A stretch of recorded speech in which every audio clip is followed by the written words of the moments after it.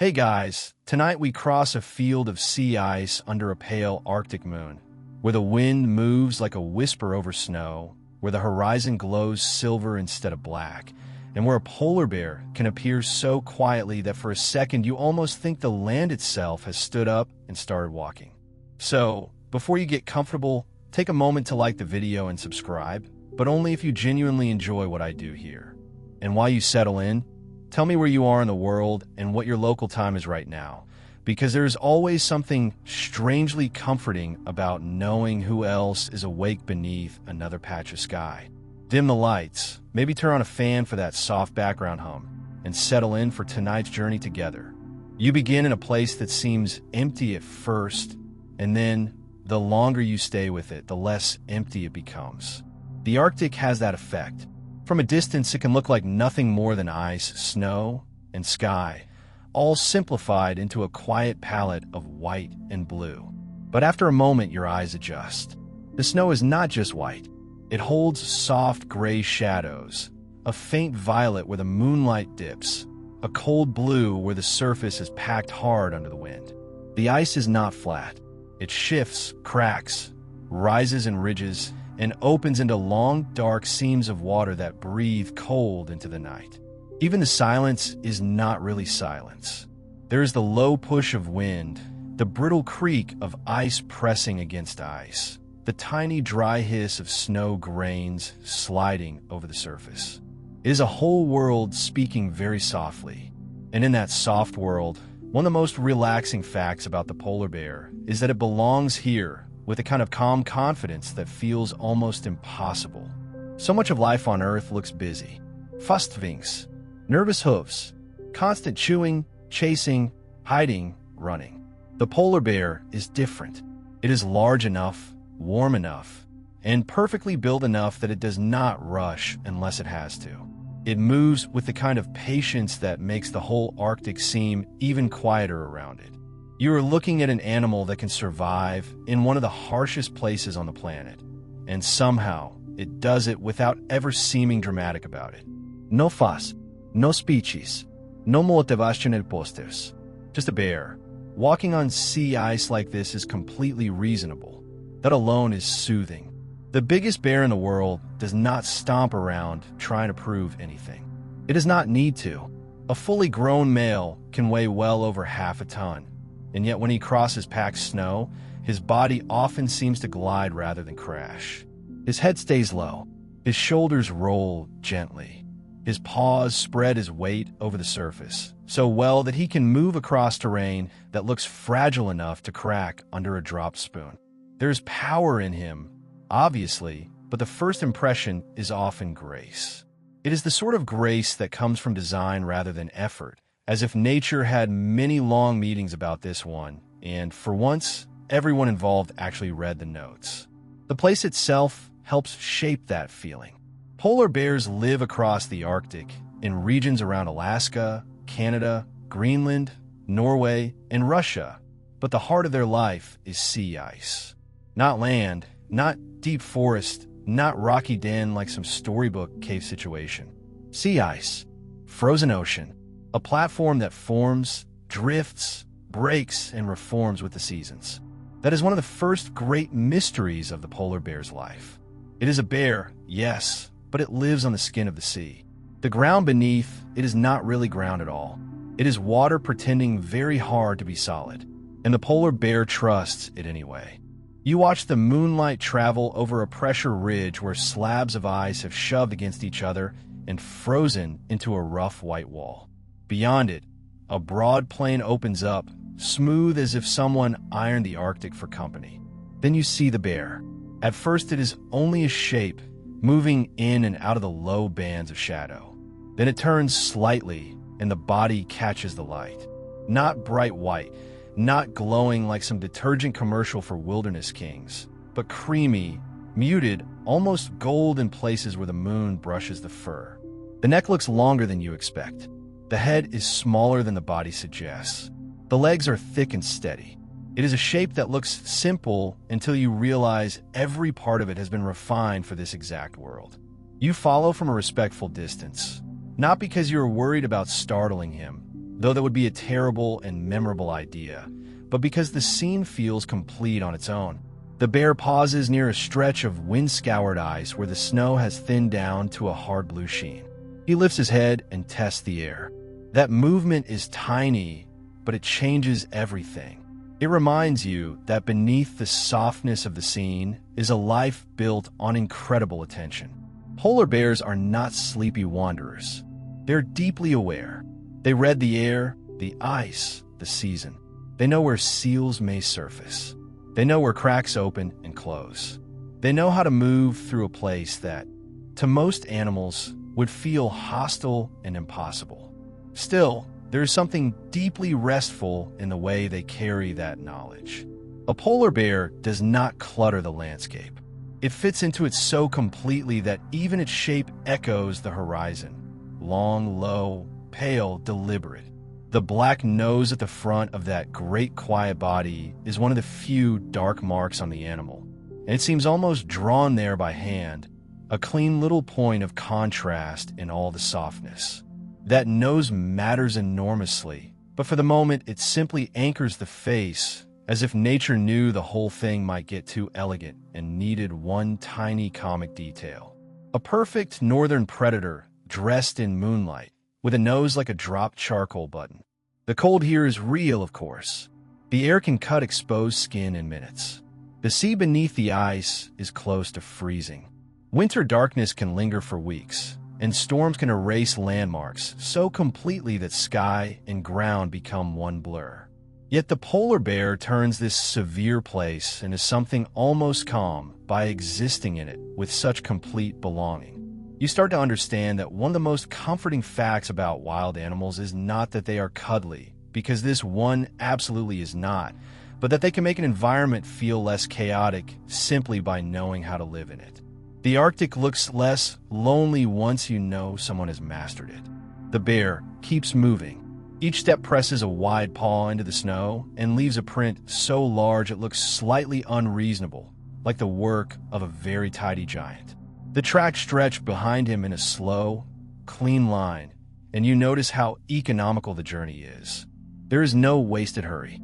Polar bears are experts in conserving energy because in a place where food can be far apart and weather can change quickly, efficiency matters. Even in this first glimpse, before you study the details of fur and fat and paws and swimming and all the other marvels waiting ahead, you can already feel the central truth of the animal. It is not just strong, it is beautifully efficient. Every motion seems chosen. Every pause has purpose. Far off, the ice gives a deep, hollow crack, the kind of sound that reminds you this frozen world is alive and always shifting. The bear does not panic. He does not even look offended, which honestly shows more self-control than most of us would manage if the floor beneath us announced its instability like a thunder drum in the middle of the night. He simply changes direction by a few degrees and continues. There is something oddly reassuring in that small adjustment. Life in the Arctic is not about controlling everything. It is about reading change early and moving with it. Above, faint curtains of light begin to appear, green and soft at first, then brighter, sliding across the sky in slow motion. The northern lights do not hurry either. They hover and ripple as if the night itself has started breathing. For a second, the bear passes beneath that shifting glow, and the whole scene becomes almost too strange to believe. Frozen ocean, moving sky, silent giant. No soundtrack needed. No dramatic narration voice dropping into fake seriousness. Just the quiet fact that this animal has walked beneath these lights for thousands of years, through winters older than memory, following scent and ice and instinct across a world most creatures could not survive for a day. And what makes the image settle so gently in the mind is the simple steadiness of it. The polar bear is often described as powerful, and it is. It is often described as fierce, and that is true too. But here, in the moonlit stillness, the most relaxing thing about it is not the power. It is the composure, the absence of panic, the perfect match between body and place. You are watching a life shaped by cold, darkness, distance and patience, and instead of looking miserable, it looks complete. The bear reaches the edge of a lead, one of those open ribbons of dark water that cut through the ice like ink. He stops and stands there for a moment, looking down into the black surface where stars tremble in the reflection. The cold rises from the water in a slow, invisible sheet. The air smells cleaner, sharper. The whole Arctic seems to lean in around him. Then he lowers his head slightly, as if listening to something beneath the ice or beneath the night itself.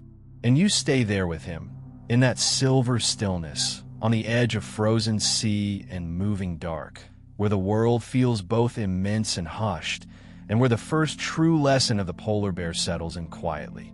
Sometimes the most magnificent thing is not noise or speed or force, but calm, carried with enough strength that even the coldest place on Earth begins to feel almost gentle. At first, in that pale wash of moonlight by the open lead, the coat seems simple. White bear, white world, mystery solved, everybody go home. But the closer you stay with him, the stranger and more beautiful it becomes. Because one of the most soothing facts about his appearance is that the fur is not truly white at all. It only looks that way, which feels exactly like something the Arctic would do. Of course, the far north would create an animal that seems made of snow and then hide the trick inside the hair itself. Each guard hair is actually clear or close to it and hollow. Not painted white, not dipped in frost, not magically glowing with polar bear essence. Just tiny translucent tubes catching and scattering the light that falls on them. Under moonlight, the coat can look silver. Under weak winter sun, it can look white. At sunset, it may take on a soft gold. In shadow, it can seem almost blue, or cream, or faintly gray, depending on the weather, the season, and the angle of the light. So the famous white bear is, in a very calm and slightly sneaky way, not exactly white. He is more like a living arrangement of Arctic light. That is one of the reasons he can seem to fade into the landscape, even when his body is enormous. He does not blend in like a cartoon sheet ghost standing in a snowbank. He blends in because the whole environment is already full of reflected light, pale surfaces, drifting brightness, and soft edges. The sea ice is rarely one clean color. Snow is shaped by wind. Clouds filter the sun. Frost clings in crystals. The bear's coat participates in all of that. It does not sit on top of the Arctic like a flat, painted object. It joins the scene. It borrows from it. It becomes part of the same visual language. You can see this most clearly when he turns and the moon catches the long hairs along his shoulders. The edges blur very slightly. The outline is there, but it is softened, almost feathered into the air around him. A darker animal would stand apart from the night more sharply. This one seems to dissolve into it, as if the world is reluctant to draw a hard border between the bear and the ice. It is a quiet kind of camouflage, and it works especially well at a distance, where the eye is already trying to make sense of ridges, drifts, shadows, and the endless pale geometry of frozen sea. And beneath all that light-catching fur, there is black skin. That little detail is so unexpectedly elegant that it almost feels invented. You imagine reaching through all that pale, outer softness and finding a layer build to absorb warmth. Dark skin can soak up solar energy more effectively than pale skin, and in the Arctic, every bit of warmth matters. So beneath the coat that looks white to the world, there is a deep dark surface helping gather heat whenever sunlight is available. It is such a clever piece of design that it almost sounds like the bear was assembled by engineers who were told to make something warm, efficient, and dramatic enough to look good in documentaries. The effect is not magical in the fairy tale sense. It is better than that. It is practical magic, the sort that biology does without applause. The translucent hairs help with insulation and appearance. The dark skin helps with heat absorption, and together they turn lone northern sunlight into something useful. The sun in the Arctic can sit low on the horizon, weak and slanting, more suggestion than spotlight, yet the polar bear is ready for it. A little light arrives, and the body is prepared to make the most of it. The coat itself, is layered. There's the dense underfur, packed close to the body, holding warm air near the skin, and there are the longer outer hairs, which help protect that insulating layer from wind and moisture. The combination creates a barrier so effective that the bear can lie on snow, walk through bitter wind, and even swim in water cold enough to make most creatures reconsider every life choice that brought them there. You start to realize that when people say the bear is built for the cold, they are not speaking loosely. The coat is not just thick. It is a system, a quiet one, a beautiful one, an answer to winter written in fur. And because the hairs are hollow, they help trap air. That trapped air adds insulation, which is one more reason the coat works so well. Air, when held still, is excellent at slowing heat loss. So the bear goes through the Arctic wearing not just fur, but countless tiny pockets of stillness. That may be one of the most relaxing images of all, a giant northern animal wrapped in layers of captured quiet. There's a reason the fur often looks so plush in photographs, though the truth is less teddy bear and more weatherproof survival equipment. The coat is oily enough to shed water fairly well, and that matters because wet fur in freezing conditions is a serious problem unless it can dry and insulate effectively. After swimming, a polar bear can shake off much of the water, and the structure of the coat helps keep the worst of the cold from reaching the skin. Even then, the image remains strangely gentle. He emerges from black water into air that could freeze your eyebrows into a personal crisis, gives a shake, and carries on as if this is mildly inconvenient at most. The fur also changes a little with age, condition, and environment. Clean coats tend to look bright and pale, while staining from oxidation, algae in warmer captive environments, or simple where can shift the tone. In the wild, though, the bear usually appears in those soft Arctic shades that seem to belong more to weather than to pigment. Sometimes his coat looks almost luminous against darker water. Sometimes he nearly vanishes against sunlit snow. Sometimes, under overcast skies, he becomes the exact color of the horizon, which is a very unfair advantage if you happen to be a seal trying to relax for 1 minute. Up close, the face tells its own quiet story. Around the muzzle, the fur can be shorter. Around the eyes, the contrast becomes clearer, dark features set into that pale frame. The nose, eyes, and lips stand out as the most obvious dark points, and those small marks make the whole head expressive without changing its basic calmness. A polar bear can look alert, curious, or deeply uninterested in your presence with very little movement. It is an economical face. Nothing exaggerated, no wasted drama. Even the expression seems insulated. When snow falls on the coat, it often sits there lightly rather than soaking in at once, at least in very cold, dry conditions, and the effect is almost absurdly perfect. A bear that already looks made of winter begins collecting more winter on top of itself. If you were trying to invent the most Arctic-looking animal possible, you would stop at this point and admit you are overdoing it. But nature, having no fear of seeming theatrical, continues anyway.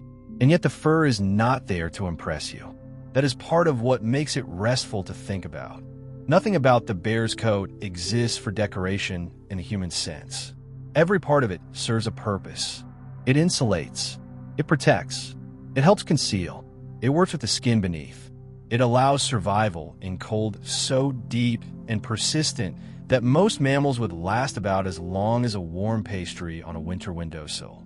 The beauty comes from usefulness so complete that it appears effortless. You keep watching him by the lead, and the more you notice the coat, the less it resembles a simple color and the more it resembles weather itself. The breeze combs through it. The moon brushes over it. Frost brightens its tips. Shadow gathers in the deeper folds near the legs and neck. This is not fur as a static covering. It is fur as a changing surface, a responsive one, always picking up the mood of the Arctic around it. That shifting appearance may be part of why polar bears can feel so dreamlike in memory. If you glimpse one at a distance, your mind almost struggles to hold the image. Was it white, silver, gold, blue? Was it standing out or disappearing? Did it seem heavy, or did it somehow look light, despite its size? The answer is yes to all of it, depending on the second, the sky, and where you were standing. The coat turns the bear into a moving conversation between body and light. And there is something deeply comforting in knowing that what looks soft and simple is actually intricate and extremely well solved. The Arctic does not reward bad planning. It does not hand out survival for effort or enthusiasm or a generally positive attitude. It rewards design that works. The polar bear's coat works. Quietly, beautifully, without fanfare. A cloak of clear, hollow hairs over black skin, carrying warmth through cold, turning low sunlight into help, turning the look of snow into cover. The whole thing is less like a costume and more like a masterpiece of understatement. So when the moon slides free of a cloud and the bear seems to brighten again at the edge of that dark water, you no longer see a white animal in the ordinary sense. You see a body wearing winter light, a warm creature hidden inside layers of air and translucence. An Arctic illusion so practical that it becomes almost tender. And once you know that the whiteness is really borrowed from the world around him, he seems even more deeply connected to this place, as though the ice and sky have dressed him themselves and sent him onward across the frozen sea. And once you start seeing the coat as part of the Arctic itself, the body beneath it becomes even more impressive because the next calm surprise is how much of the polar bear's power comes from shape rather than aggression. He is built like quiet certainty. Everything about him suggests that the cold can do whatever it likes. He is still going to be here in the morning. A polar bear is the largest bear on Earth, and yet what makes that size so fascinating is not simply that he is big. Plenty of animals are big. Some are big in a clumsy way, some in a dramatic way, some in a way that seems almost designed to knock furniture over. The polar bear is big in a deeply useful way. His body is an answer to a hard climate. Size in the Arctic is not just impressive, it is efficient. A larger body tends to lose heat more slowly than a smaller one because as animals get bigger, their volume increases faster than their surface area. That means a big warm animal has more heat-producing tissue compared with the amount of outside surface through which it can lose heat. The polar bear benefits from that simple physical truth in a very elegant way. His bulk helps him hold warmth. His mass is not excess. It is insulation with muscles in it. That is why standing near one, even in imagination, feels so strange. He does not just look large. He looks settled inside his size, as if every pound belongs exactly where it is. Adult males can be enormous, some reaching weights that sound almost exaggerated until you see one moving across the ice and realize the environment itself has scaled up to match him.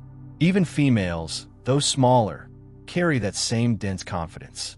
Nothing about their build feels decorative. There are no thin, fragile angles. No unnecessary flourishes. It is all substance, all function, all quiet survival. And then there's the layer of fat. That word gets a bad reputation in modern life, mostly because humans have turned it into a moral crisis instead of a biological material. But on a polar bear, fat is a masterpiece. A thick layer of blubber beneath the skin, sometimes several inches deep, acts like an internal sleeping bag, storing energy and slowing heat loss at the same time. It is not laziness. It is strategy. It is fuel, insulation, and security all in one. That blubber matters on land, where the wind can strip warmth away, and it matters even more in the water, where heat loss happens fast. Water pulls heat from a body far more quickly than air does, which is one reason the idea of voluntarily swimming in Arctic seas sounds less like recreation and more like a very persuasive argument for staying indoors forever. The polar bear, however, carries his own solution with him. Fur on the outside, fat beneath, warmth held between. The system is so good that he can enter freezing water and still remain, in the larger sense, entirely himself. His shape helps too.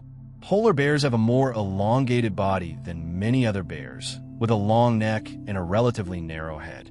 That longer profile suits a life spent reaching in a seal, breathing holes, swimming through open leads, and moving across wide distances. But the body is also compact in all the ways that matter for warmth.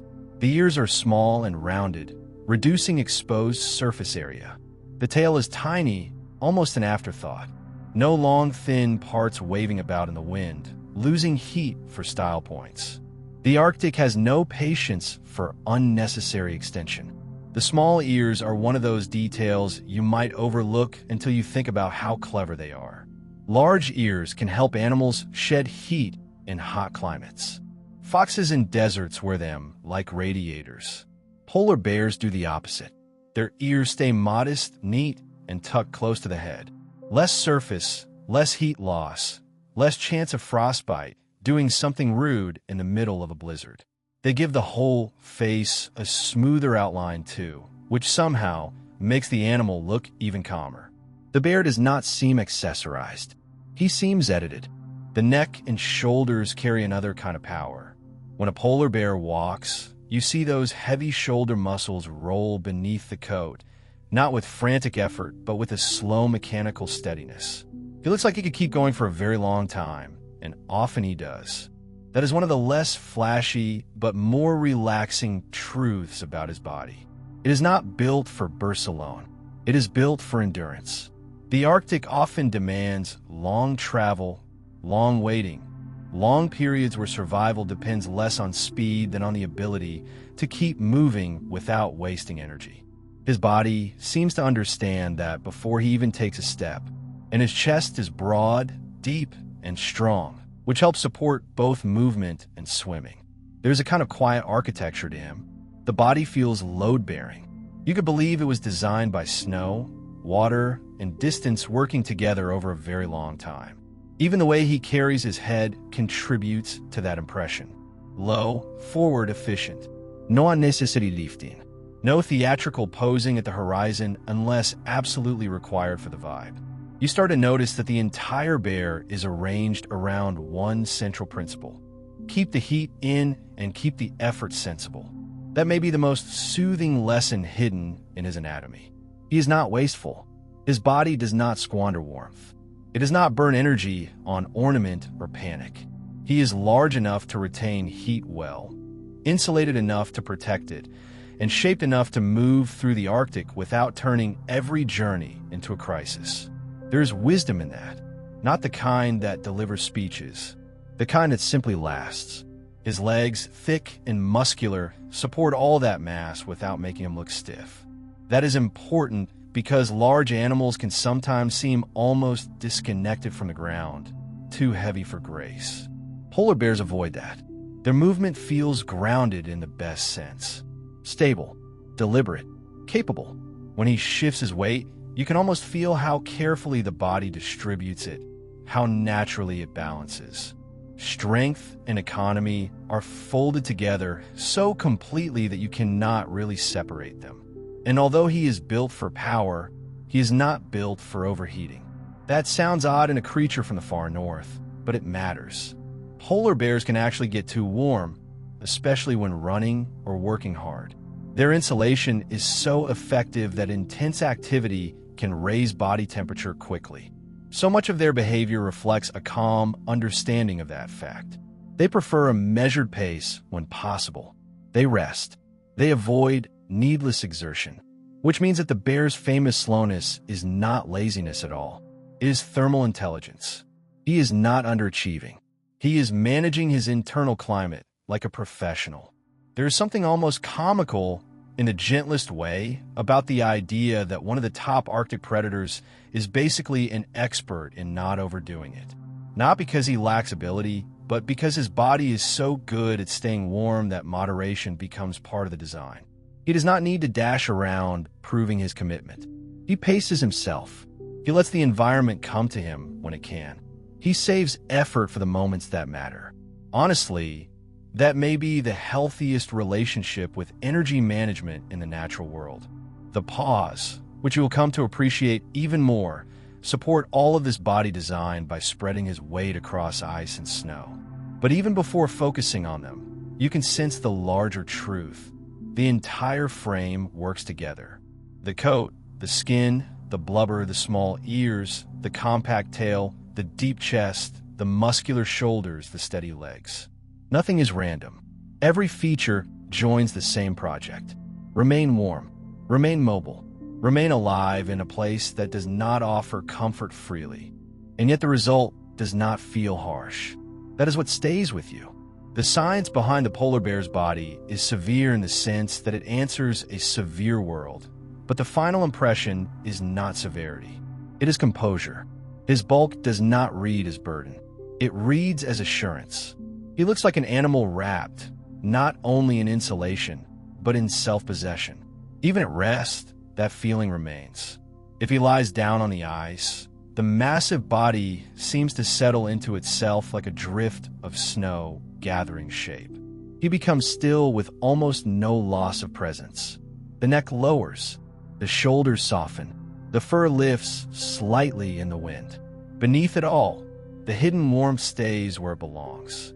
It is one of the most peaceful images the Arctic can offer, a creature made to withstand extremes simply resting in the middle of them, because its body is prepared enough that rest is possible.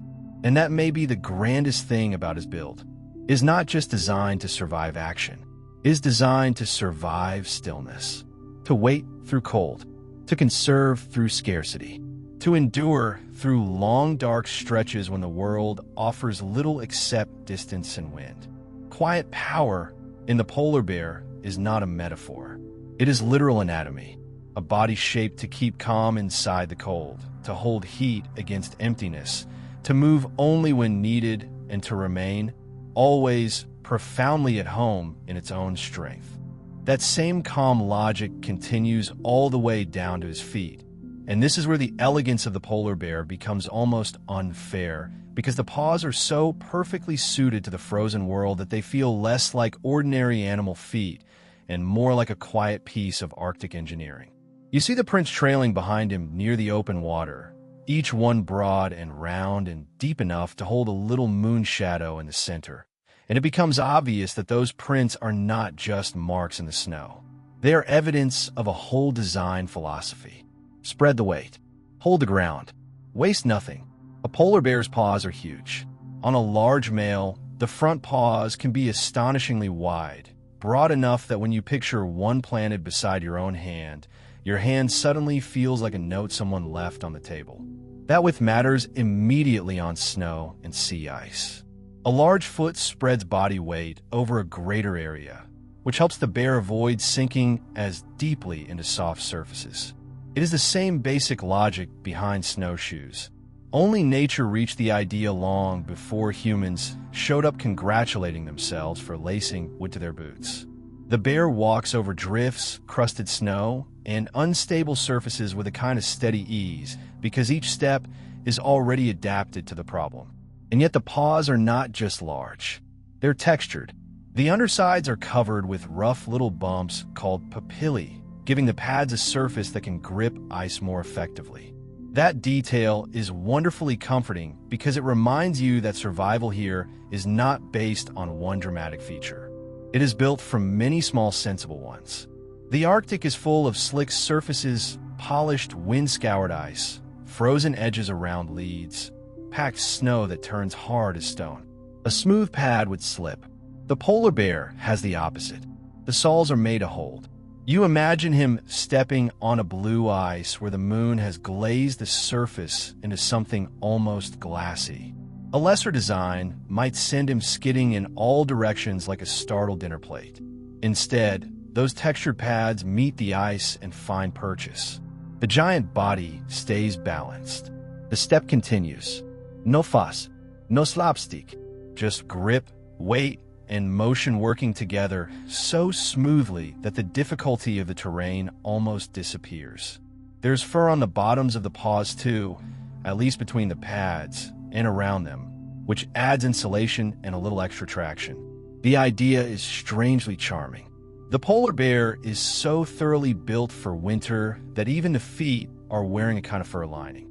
Not enough to make them soft and silly, just enough to help preserve warmth and interact with snow and ice in useful ways. The paws are not bare tools exposed to the cold. They are part of the whole insulated system, warm where they need to be warm, tough where they need to be tough. Then there are the claws. Thick, strong, slightly curved, and not retractable. They give the bear even more grip on slick surfaces. They bite into ice when needed, help anchor movement, and assist in digging through snow or breaking into places where prey may be hiding. On land, they add traction. On ice, they add confidence. In water, they help with paddling and handling slippery prey. A polar bear's claw is not some decorative villain accessory.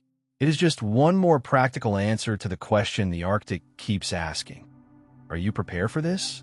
The answer, again and again, is yes. You notice the shape of his step now with new appreciation. Each paw lands with a kind of practiced certainty, not splayed too wide, not placed carelessly, but with the rhythm of an animal that has crossed unstable ground for generations beyond counting. Sea ice is never just one thing. It can be powdery with fresh snow, brittle with crust, rough with pressure ridges, slick where the wind has polished it, slushy near openings, or thin in places where danger sits quietly beneath an innocent-looking surface.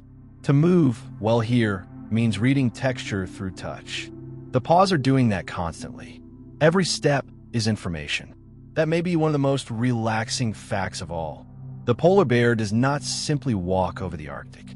He feels it.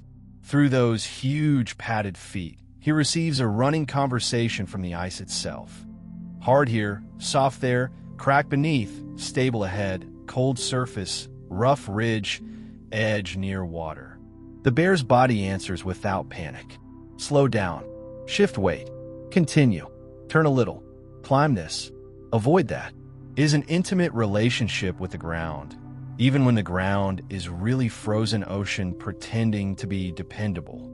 The front paws are broader than the back paws, which makes sense when you think about the tasks they perform. The front limbs carry and control much of the body's forward movement, especially when swimming, digging, or manipulating prey.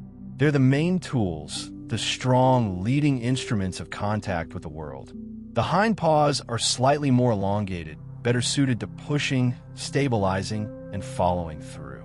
Together, they produce a gait that feels both powerful and surprisingly soft. The bear moves like a heavyweight that has mastered quiet.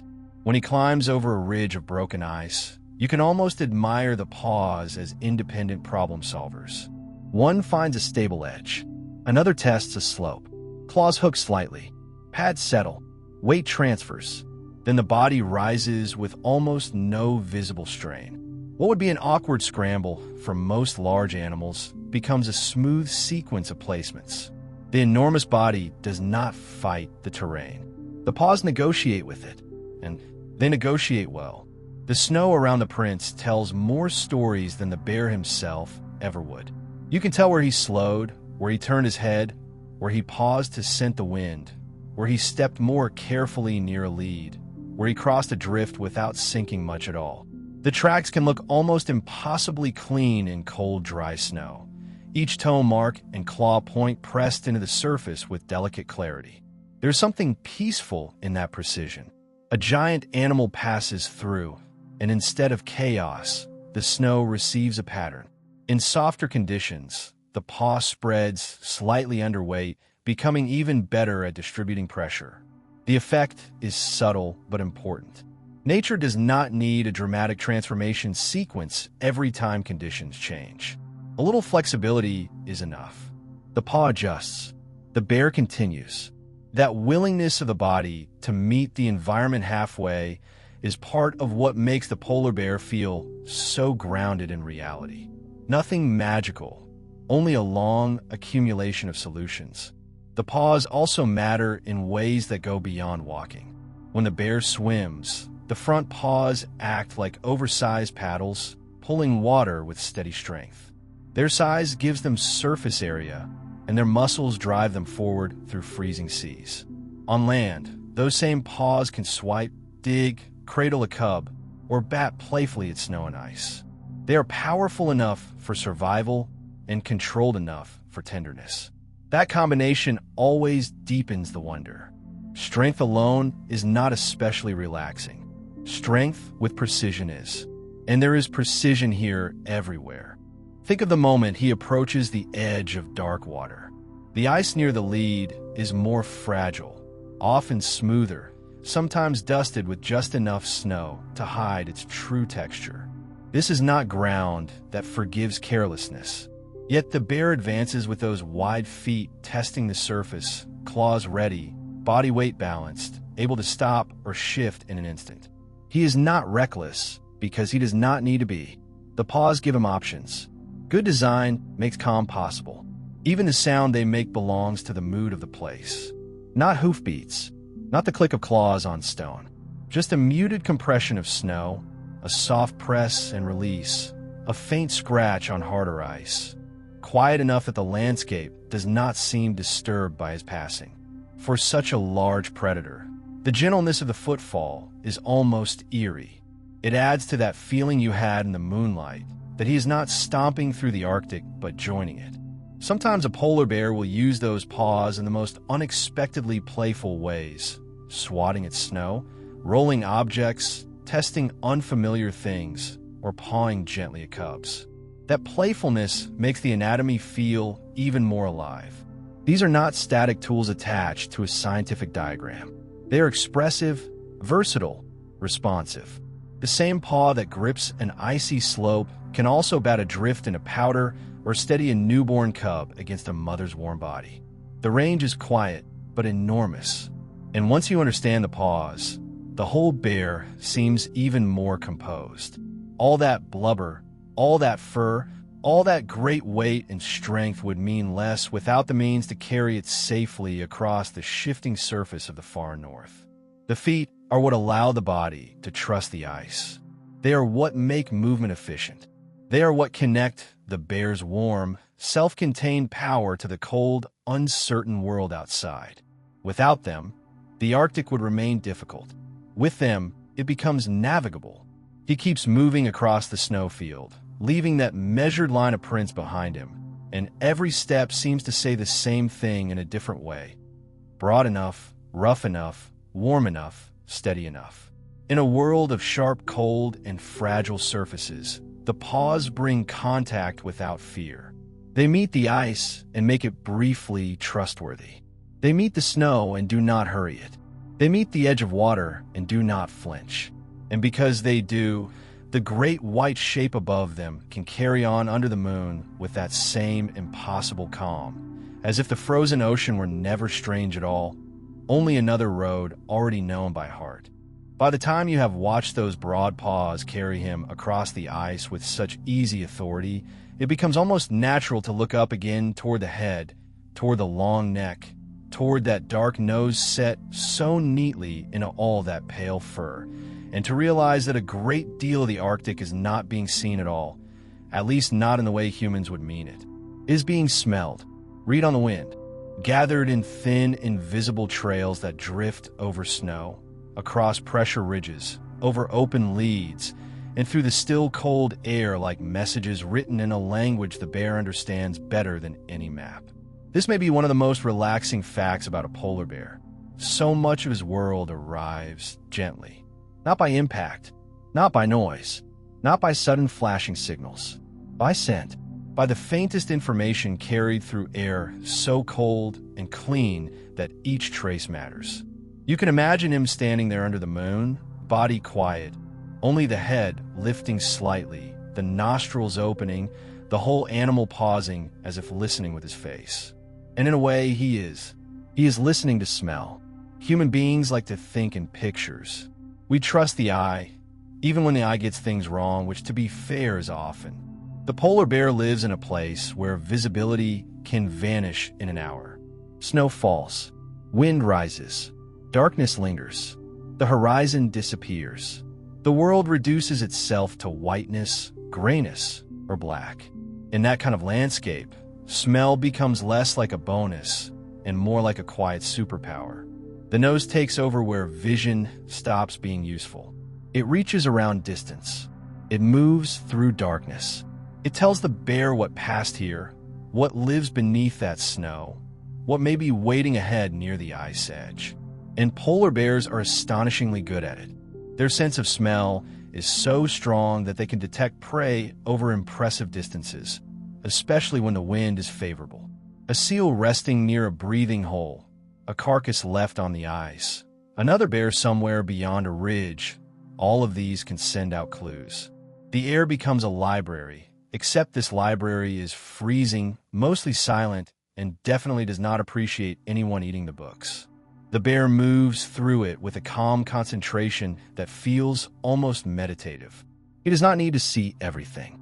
He only needs the wind to speak clearly. You watch him turn slightly into the breeze, and that tiny adjustment reveals something important. Polar bears do not just smell well. They use smell intelligently. They orient themselves to catch the most information. They move crosswind or into wind when needed. They pause. They test. They compare one stream of scent against another. It is not random sniffing. It is interpretation, a kind of patient reading. That patience is part of what makes the whole thing so soothing to imagine. In a world that rewards hurry, the polar bear survives by not rushing the information. He stands, breathes, waits, and lets the air come to him. There is something deeply calming in the image of a powerful animal, depending not on frenzy, but on attention. He does not demand that the Arctic explain itself faster. He allows it to reveal itself in traces. And the Arctic, for all its emptiness, is full of traces. There may be a seal beneath a drifted patch of snow, where a breathing hole lies hidden under a fragile crust. The bear cannot see the seal. The snow covers everything. The ice looks blank, but the nose tells another story. Perhaps there's the faint, oily scent of seal breath lingering where warm air met cold and froze. Perhaps there is the smell of an old haul-out site or the freshness of recent use. Perhaps a wind shift brings confirmation from an angle the eyes never would have considered. The bear gathers these clues with astonishing calm, as if the blank white world has started whispering its secrets in the most discreet possible way. And because smell travels differently depending on temperature, wind direction, humidity, and the shape of the ice, every breath is part of a larger conversation with the environment. Cold air can hold scent in ways that preserve delicate trails. Wind can carry information a long way, but it can also scramble or dilute it. Pressure ridges, snowbanks, and ice hummocks can block or bend the flow. The polar bear works through all of that with the kind of skill you only get by belonging to a place completely. His nose is not merely strong. It is educated by the landscape. That long, narrow snout helps too. The head shape that looked so elegant in moonlight is practical here as well. The nose sits out front like a specialized instrument, leading the body through a world of invisible signals. The nostrils can take in remarkable detail, and the bear's brain gives that detail meaning. This is close. That is old. Something moved here. Something remains. Follow this. Ignore that. The Arctic is not silent to him. It is just speaking without sound. And because the sense is so important, it influences the whole rhythm of his life. He travels with awareness of the wind. He approaches likely hunting areas from useful angles. He checks old paths, open water, snowdrifts, cracks in the sea ice. His nose finds opportunities that his eyes might miss completely.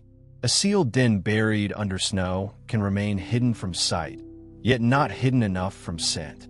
Another bear may be far away, beyond the curve of ice and darkness, yet its presence may already be known long before any pale shape appears.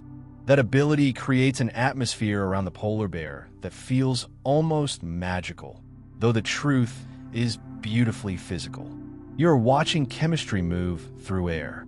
Tiny particles, faint traces, the barest hints of life carried by wind across frozen ocean. And this bear, with his black skin under clear hollow hairs, with his blubber and broad paws and all the careful design you've already come to admire, receives those hints and turns them into decisions. There is no need for frantic searching when your nose is that good. That may be the most comforting part. The polar bear often hunts and travels through long stretches of apparent emptiness, but he is not as blind to chance as he may seem. He is informed. Even when the ice looks deserted, he may already know more than you do. The wind has told him that a seal used a hole recently. It has told him that another bear passed through hours before. It has told him that open water lies ahead. It has told him that food is possible here, not there. The landscape is less uncertain when you can smell its hidden structure. You notice this most strongly in the pauses. He walks, then stops, lifts the head, breathes, turns slightly, continues. Those pauses are not hesitation. They are moments of intelligence becoming visible.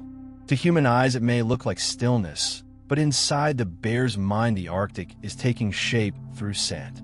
Distances are being judged, possibilities ranked, effort measured against reward. It is wonderfully restrained. No wasted drama. Just a giant northern mammal standing under the aurora, quietly processing airborne information better than most of us process email. And yet the nose is not only about hunting, it also helps connect him to other bears. Polar bears are often solitary, but solitary does not mean unaware of one another. Scent marks left in snow or on favored routes can carry information about identity, sex, breeding condition, recent presence. A bear can know who has passed through, or at least what kind of bear, without ever seeing them directly. In a landscape where individuals may be separated by vast distances, that matters. The nose extends social awareness across emptiness. It can also help mothers keep track of cubs, especially in poor visibility, and help bears locate carrion or other food opportunities that would otherwise remain hidden. The nose reaches into crevices of survival that sight alone cannot cover. It turns distance into possibility. It makes patience worthwhile. You begin to see why the nose is such a perfect symbol for the polar bear's larger way of being. It is powerful, yes, but not loud. It solves problems by receiving, not by dominating. It works best when the bear slows down, faces the wind, and trusts the faintest evidence. There is gentleness in that, even though the results can be serious. A life may depend on correctly reading one thin thread of scent in freezing air. Still, the action itself remains quiet. Inhale, wait, no, and the setting only deepens the mystery. The moon is still lying softly over the ice. The open lead still breathes black cold into the night. The snowfields stretch outward in silence, while somewhere beneath them seals live in chambers and tunnels, rising to breathe through holes the bear may never see until his nose tells him where to stand.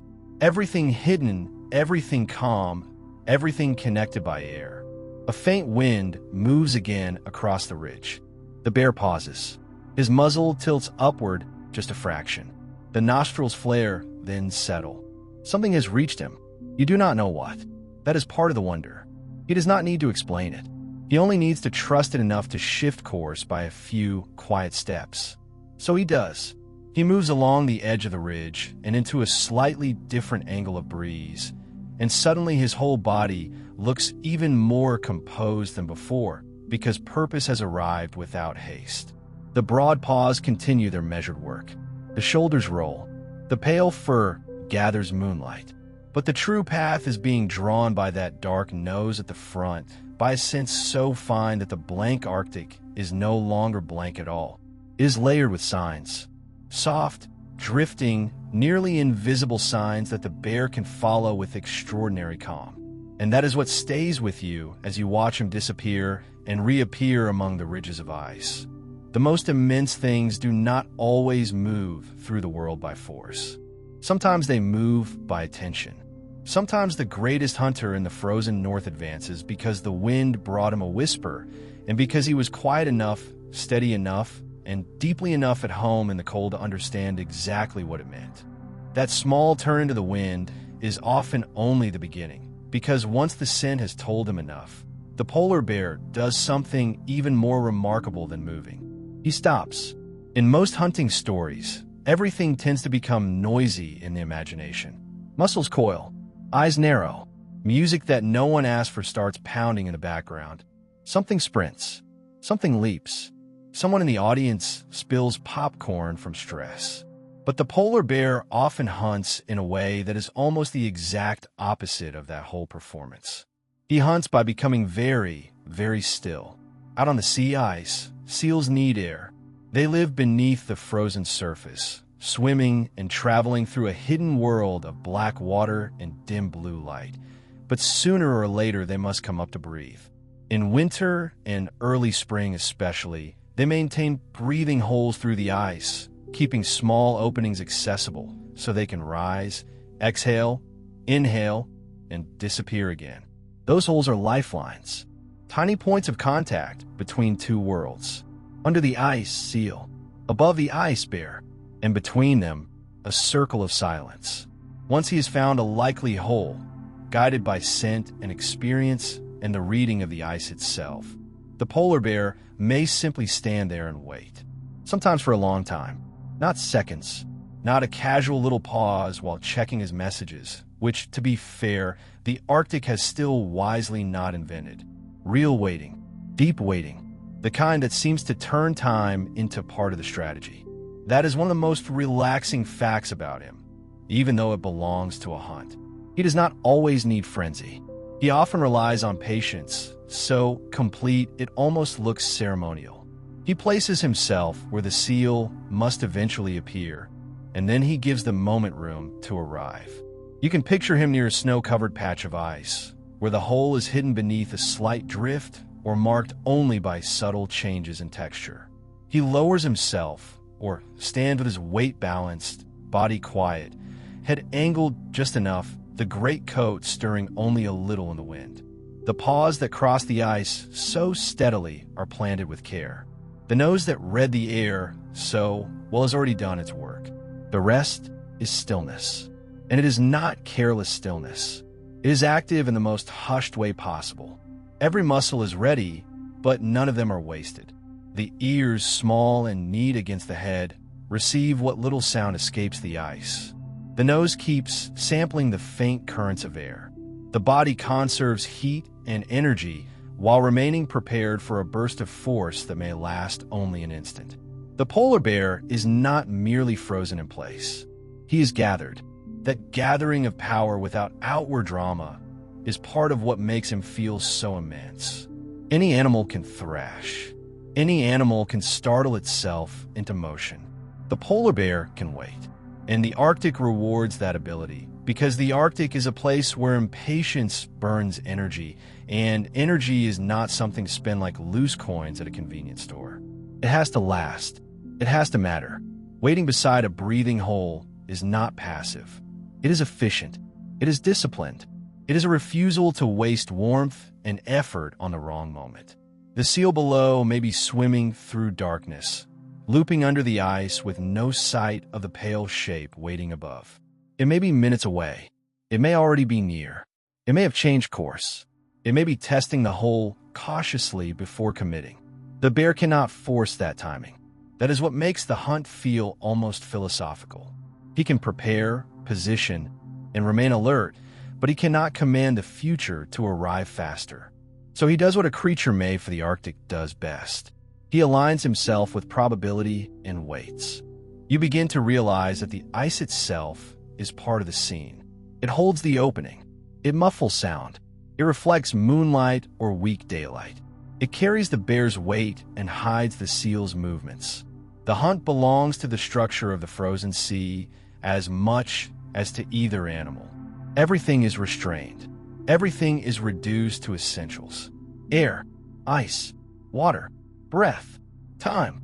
And sometimes the bear will wait beside a hole with such complete composure that he seems less like a hunter and more like a natural feature of the landscape. A pale ridge with a nose, a drift with intentions, a patient weather system standing over a small dark circle in the ice. That quiet disguise matters. Even though polar bears are huge, their stillness can make them strangely hard to read at a distance. The body blends with snow and light. The outline softens. Nothing flickers. Nothing chatters. If you did not know better, you might pass your eyes right over him. The Arctic has a way of hiding even its largest truths in plain sight. Then there's the timing. When the seal finally rises, it does not announce itself with a dramatic stage entrance.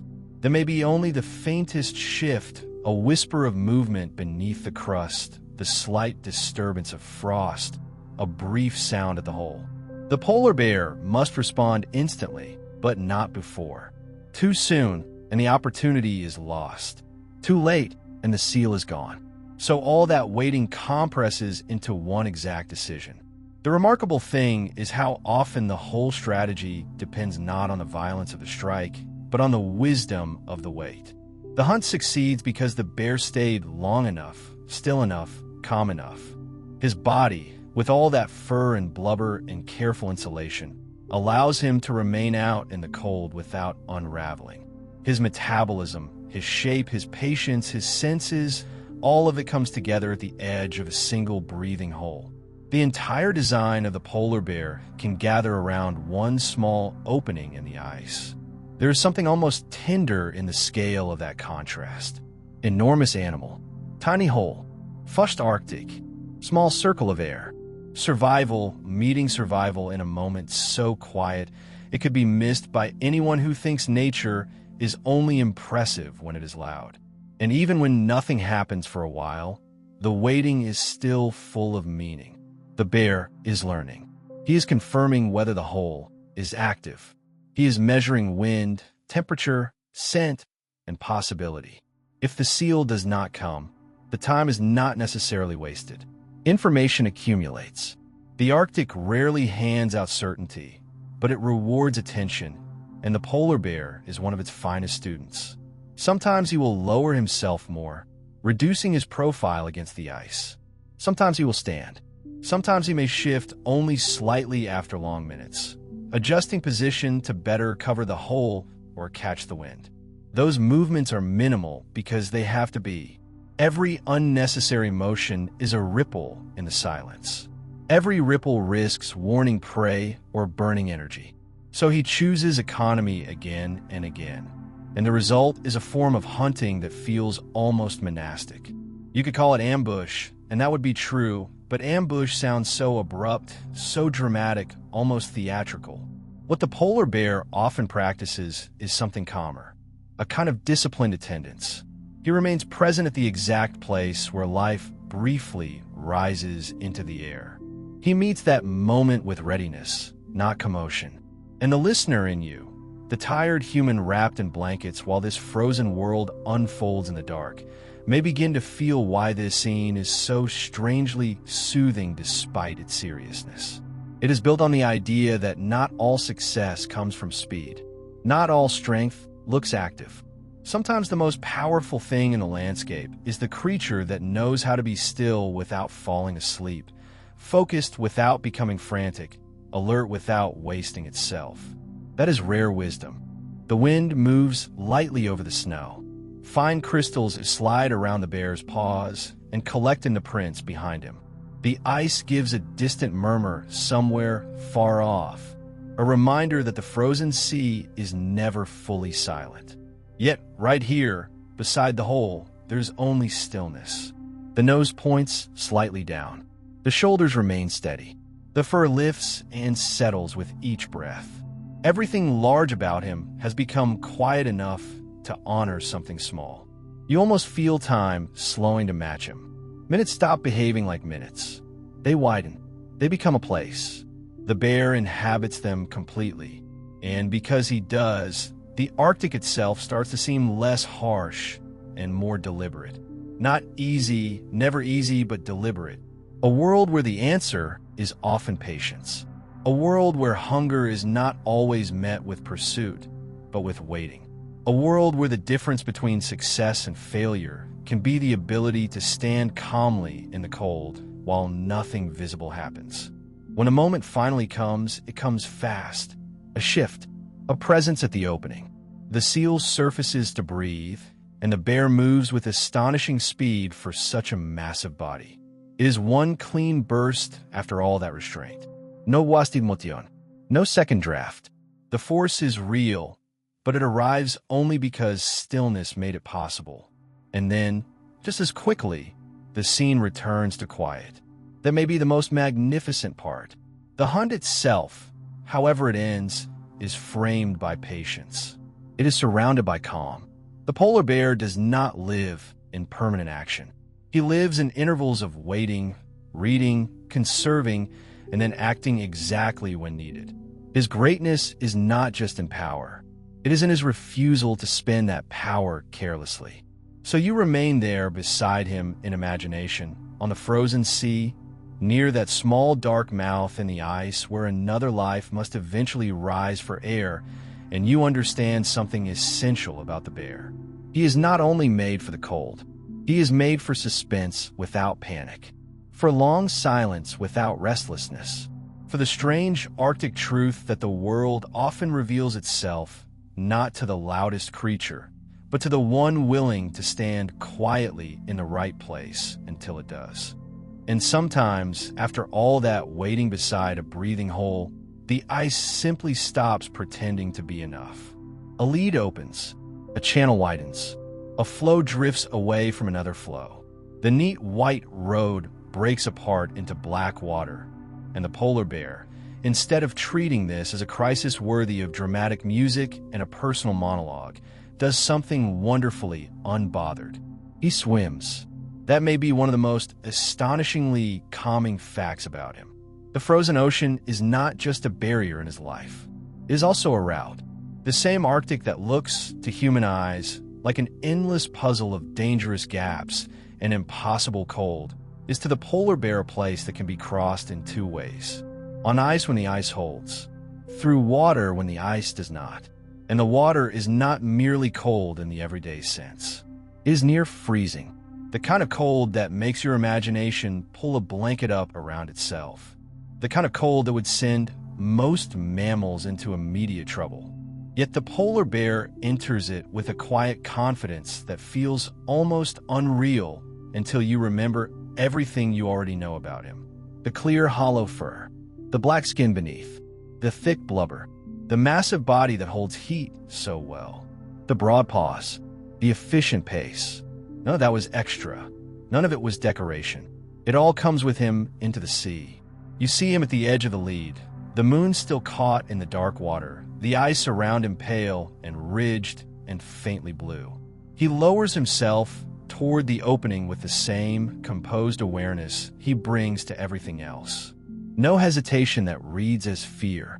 No theatrical recoil from the cold.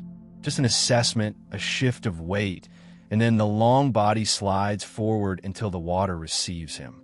That first entry is almost the most magical part, because the giant white bear does not sink into the blackness as heavily as you might expect. He floats well. That thick layer of fat helps with buoyancy as much as insulation, giving his body a remarkable ease in water for such a large animal. He is not struggling against the sea.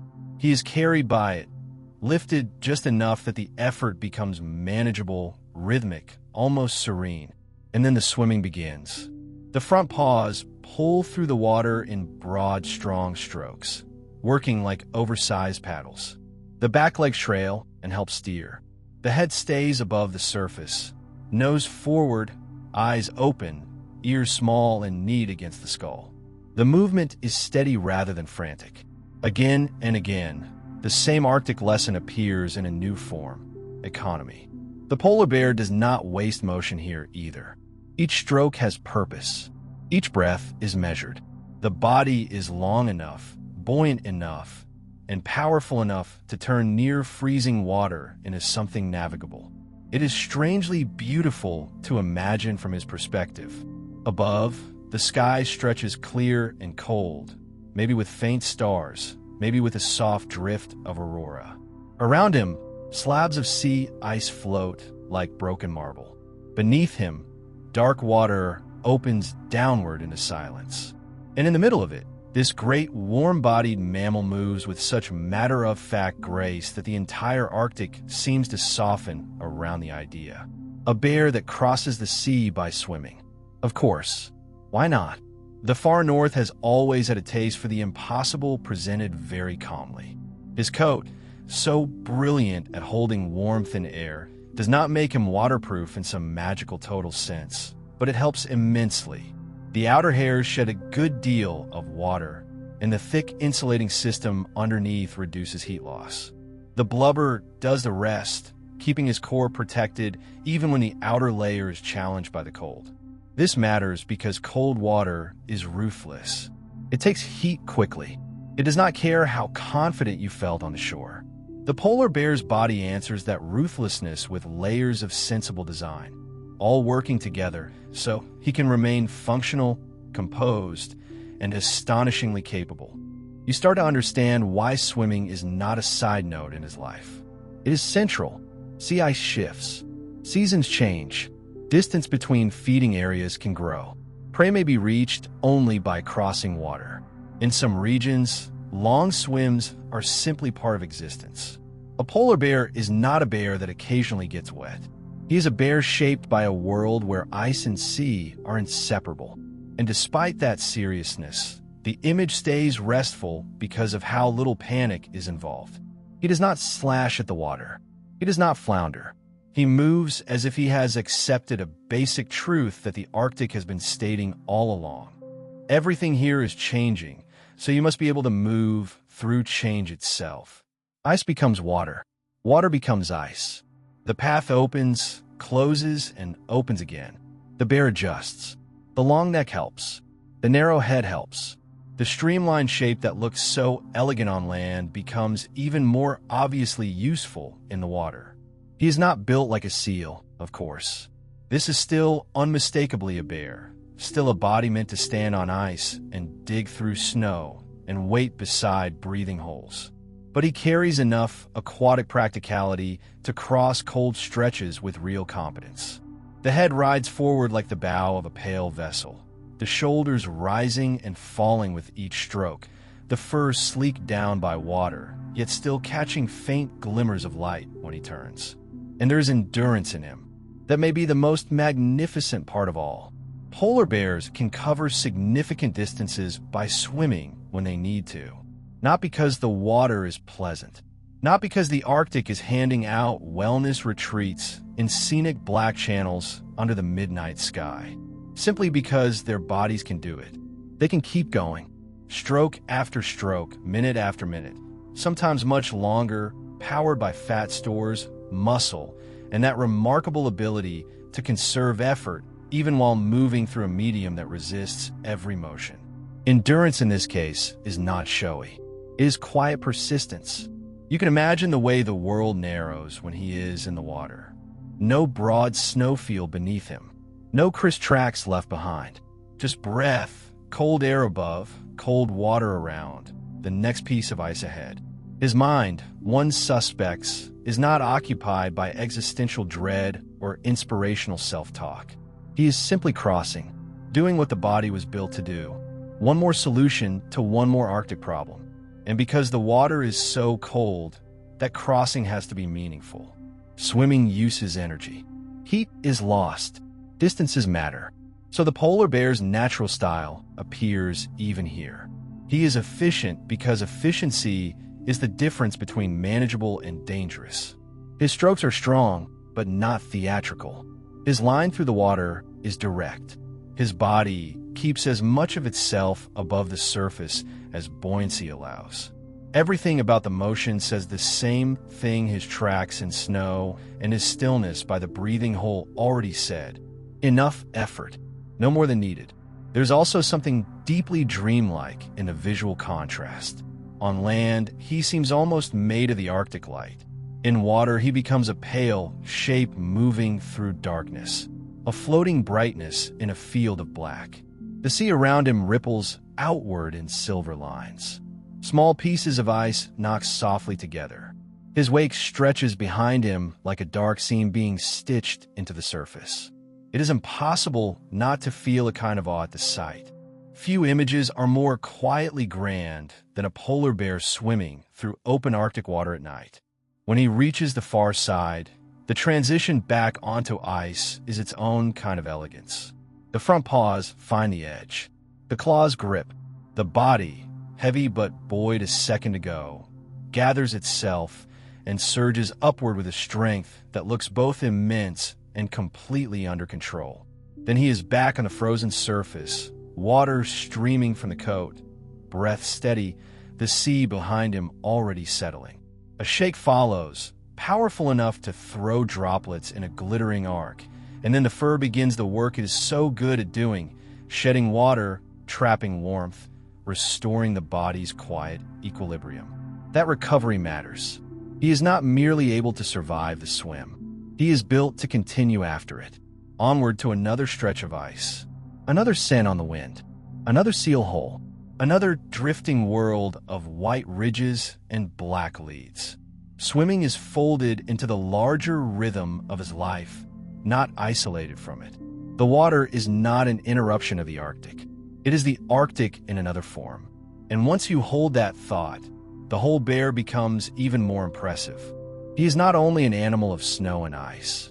He is an animal of transitions, of boundaries crossed, of surfaces that fail and pathways that reappear in liquid form. He does not need the world to stay fixed in order to belong to it. He belongs precisely because he can move when the world changes. That, perhaps, is the most relaxing lesson carried inside his swim. You watch him leave the black water behind and continue across the ice with that same measured pace, as if nothing especially dramatic has occurred. And you realize that real confidence often looks exactly like this. Not denial of difficulty, not pretending the water is warm, just a body so well matched to its world that even liquid cold becomes another condition to move through.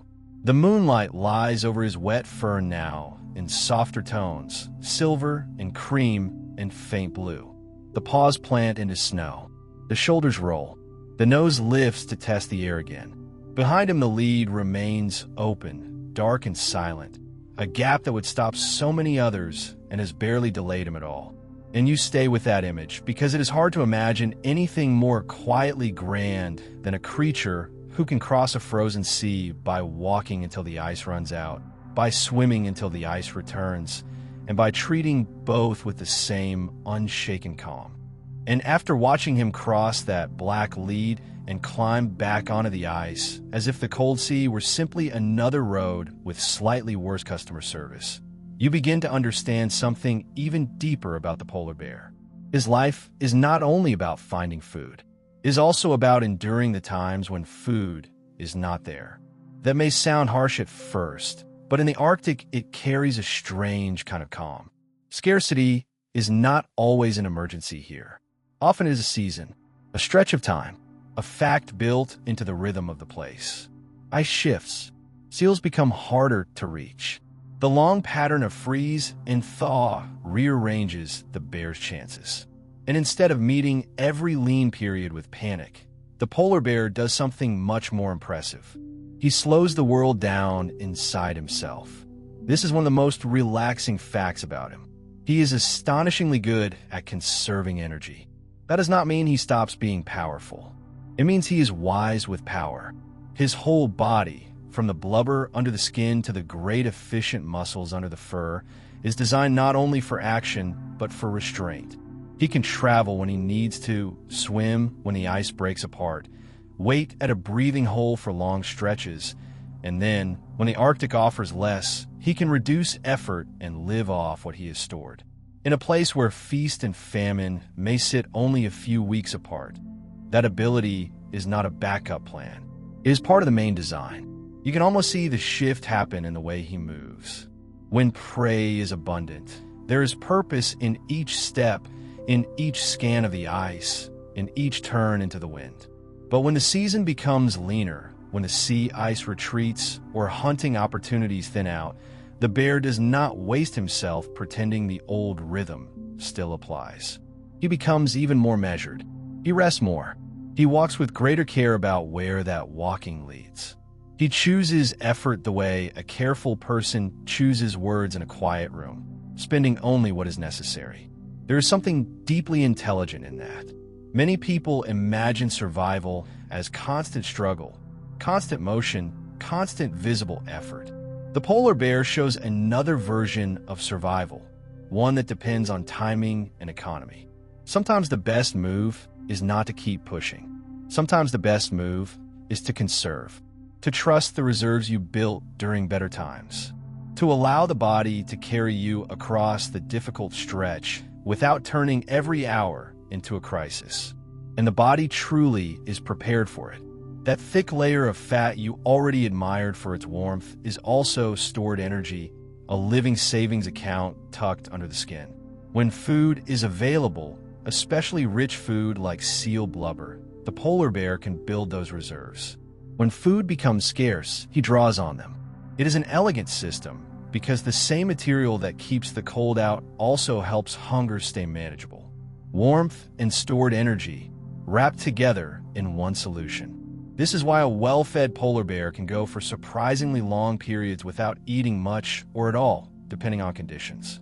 Not comfortably, not carelessly, not in some romantic way that turns hunger into poetry, but effectively. The body shifts. Metabolism and behavior work together. Activity becomes more selective. Rest becomes more important. Movement continues, but without extravagance. The bear does not treat every empty day as a personal insult from the universe. He absorbs into the larger rhythm of Arctic life. And rhythm is exactly the right word for it. The far north is not a place of steady sameness. It is a place of cycles so large they almost feel mythic. Light and darkness trade places for months at a time. Sea ice grows and breaks. Prey gathers and disperses. Shorelines open and close. The polar bear's life follows those changes with a patience that feels almost ancient. He is not separate from the rhythm. He is shaped by it. When the ice offers seals, he hunts. When the ice retreats and hunting becomes harder, he stretches what he has. He lives within the swing of a year. You picture him on a broad stretch of late-season ice, or perhaps along a coastal area where the opportunities have grown thinner. The sky is vast. The wind moves over rock or old snow. The bear lies down for a while, not because he has become lazy, but because rest is valuable. The massive head lowers. The paws fold under or stretch ahead. The fur lifts gently in the breeze.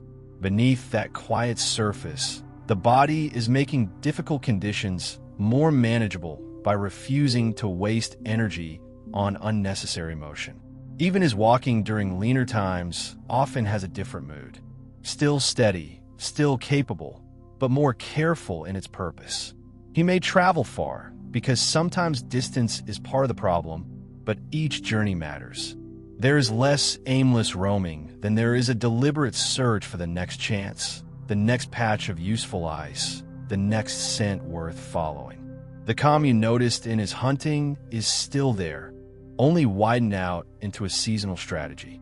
That is where the grandeur of the polar bear becomes almost philosophical. He does not control abundance. He does not control scarcity. He controls how he meets them, and he meets scarcity with remarkable composure. His body helps in subtle ways too. Because he is so well insulated, he does not need to burn extra energy just to stay warm the way a smaller, less protected animal might. His shape, his fur, his blubber, his overall size all reduce the constant cost of simply existing in the cold. That means more of his stored energy can be used to get through the lean time rather than being lost all at once to the weather. The Arctic is expensive, but the polar bear is built to keep the bills lower. You can feel how restful that is as an image. A life form so well adapted that even hardship is met with preparation rather than shock. Not because the hardship is small. It is not small. A lean Arctic season is serious. It can be dangerous. But the polar bear's response is so measured that the danger does not automatically become chaos.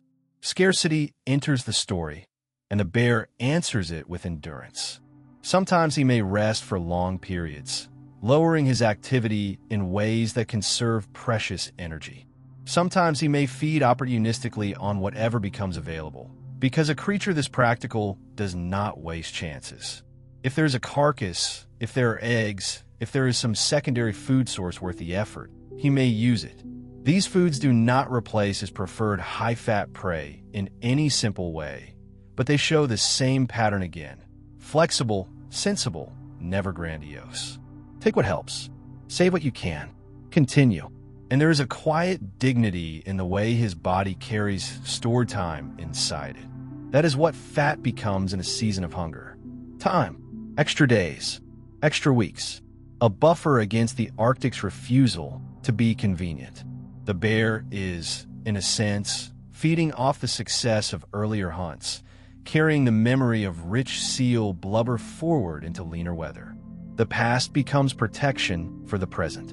That is such a beautiful piece of biological wisdom that it almost feels like advice. You also begin to see why rushing would make so little sense. A frantic bear in a lean season would only burn through those reserves faster. Speed becomes expensive. Unnecessary movement becomes waste. So the slow pace, the rest, the careful decisions, all of it gains new meaning. It is not simply temperament. It is accounting, thermal accounting, energy accounting, life stretched intelligently across uncertain days. The Arctic itself seems to respect that logic. Great empty distances, long weather, wide skies. Nothing about this place invites haste. Everything here feels like it was built to test how well a creature can last. And the polar bear, perhaps more than almost any other animal in this frozen world, answers that test not by trying to overpower the year, but by riding its changes with enormous restraint. Even hunger, in this context, becomes less like a sharp daily crisis and more like a current the bear knows how to move within. He feels it, yes. He lives with its pressure, but he does not immediately lose himself to it. His body has room. His behavior has room. His entire design creates room between need and collapse. That room is the difference between panic and patience. And patience, once again, is where he is strongest. You can almost imagine the slow arithmetic of his days. A little less movement here, a longer rest there, a careful choice to investigate one scent and ignore another that promises too little for too much effort. Perhaps a swim avoided because the benefit is uncertain. Perhaps a stretch of shoreline followed because the odds are better. None of these choices are dramatic on their own, but together they form a life of extraordinary discipline. He is not merely surviving the lean months. He is managing them.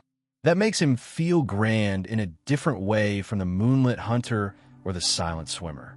Here, the magnificence comes from self-control, from the ability to endure without spectacle, from the deep biological calm of a creature that can live inside uncertainty and not immediately become frantic. It is one thing to be powerful when the ice is rich with prey. It is another to remain composed when the world gives less.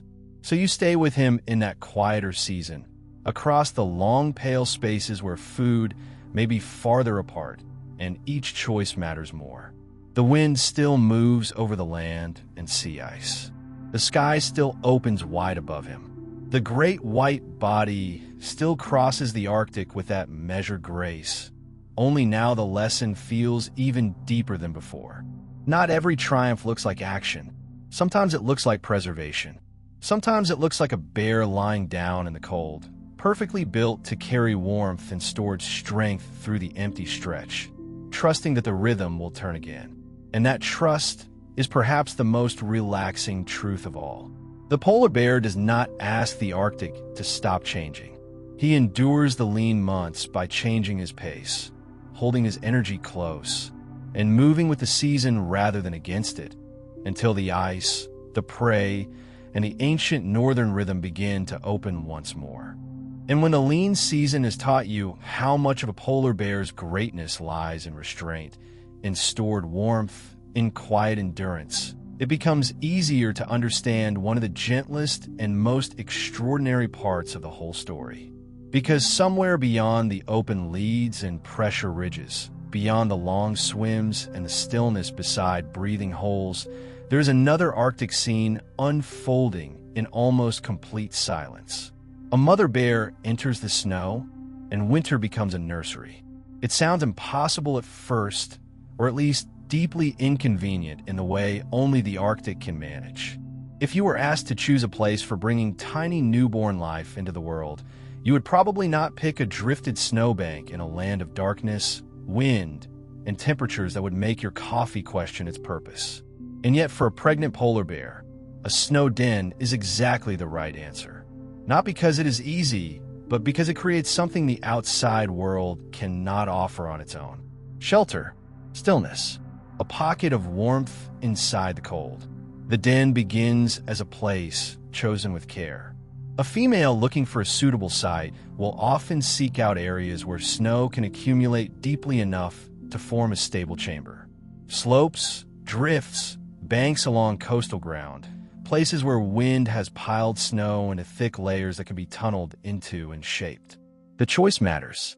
Too shallow, and the shelter fails. Too exposed, and the cold presses in too hard. Too unstable, and the whole arrangement becomes risky. So even here, in this tender part of the bear's life, you find the same Arctic intelligence you have seen everywhere else. Nothing hurried, nothing careless. The den is not just a hole in the snow. It is a decision about how to turn winter itself into protection. Once inside, she creates a small chamber where her body heat will gradually warm the enclosed space far above the outside air temperature. That contrast is one of the most comforting facts about the whole polar world. Outside, the cold may be severe enough to dominate everything. Inside, thanks to snow's surprising ability to insulate, the den becomes calmer, quieter, more stable. Snow, for all its association with harsh weather, is actually full of trapped air, and trapped air, as you already know from the bear's own coat, is excellent at holding warmth when it stays still. So the den works almost like an echo of the bear herself. Layers, insulation, heat kept close. And there, in that hidden chamber, the mother enters one of the most patient phases of her life. She rests for long stretches, living off the reserves built earlier, wrapped in the same wisdom of conservation that carried the species through lean months and broken ice. The great Arctic hunter becomes something else entirely in the den. Quieter, more inward, focused not on roaming the frozen sea, but on sustaining the fragile future tucked inside her. Her world contracts from vast horizon to small chamber, from open ice to curved walls of snow, from the hunt to the heartbeat. There's a grandeur in that narrowing. So often magnificence is imagined as something outward and obvious. A massive bear crossing moonlit ice, a swimmer cutting through black Arctic water, a hunter wading over a seal hole with ancient patience. But here magnificence becomes hidden, secret. The power is still present, but it is gathered around care. The same body that endures storms and distance now holds still in the dim warmth of a snow den so that new life can begin in safety. It is one of the most beautiful reversals in the natural world. A giant of the frozen sea becoming the quiet center of a nursery made of winter. When the cubs are born, they are astonishingly small compared to their mother. That contrast feels almost mythical the first time you truly think about it. This great white bear, so heavy with strength and insulation and hard-earned Arctic knowledge, gives birth to young that arrive tiny, blind, helpless, and utterly dependent. The newborn cubs are not miniature versions of that powerful hunter outside. They are soft beginnings, fragile sparks in the dark. And because they are so vulnerable, the den matters all the more. Inside that chamber, protected from wind and from the exposed brutality of the open Arctic, the cubs can nurse and grow while their mother gives them the warmth they cannot make enough of on their own. Her body becomes their climate.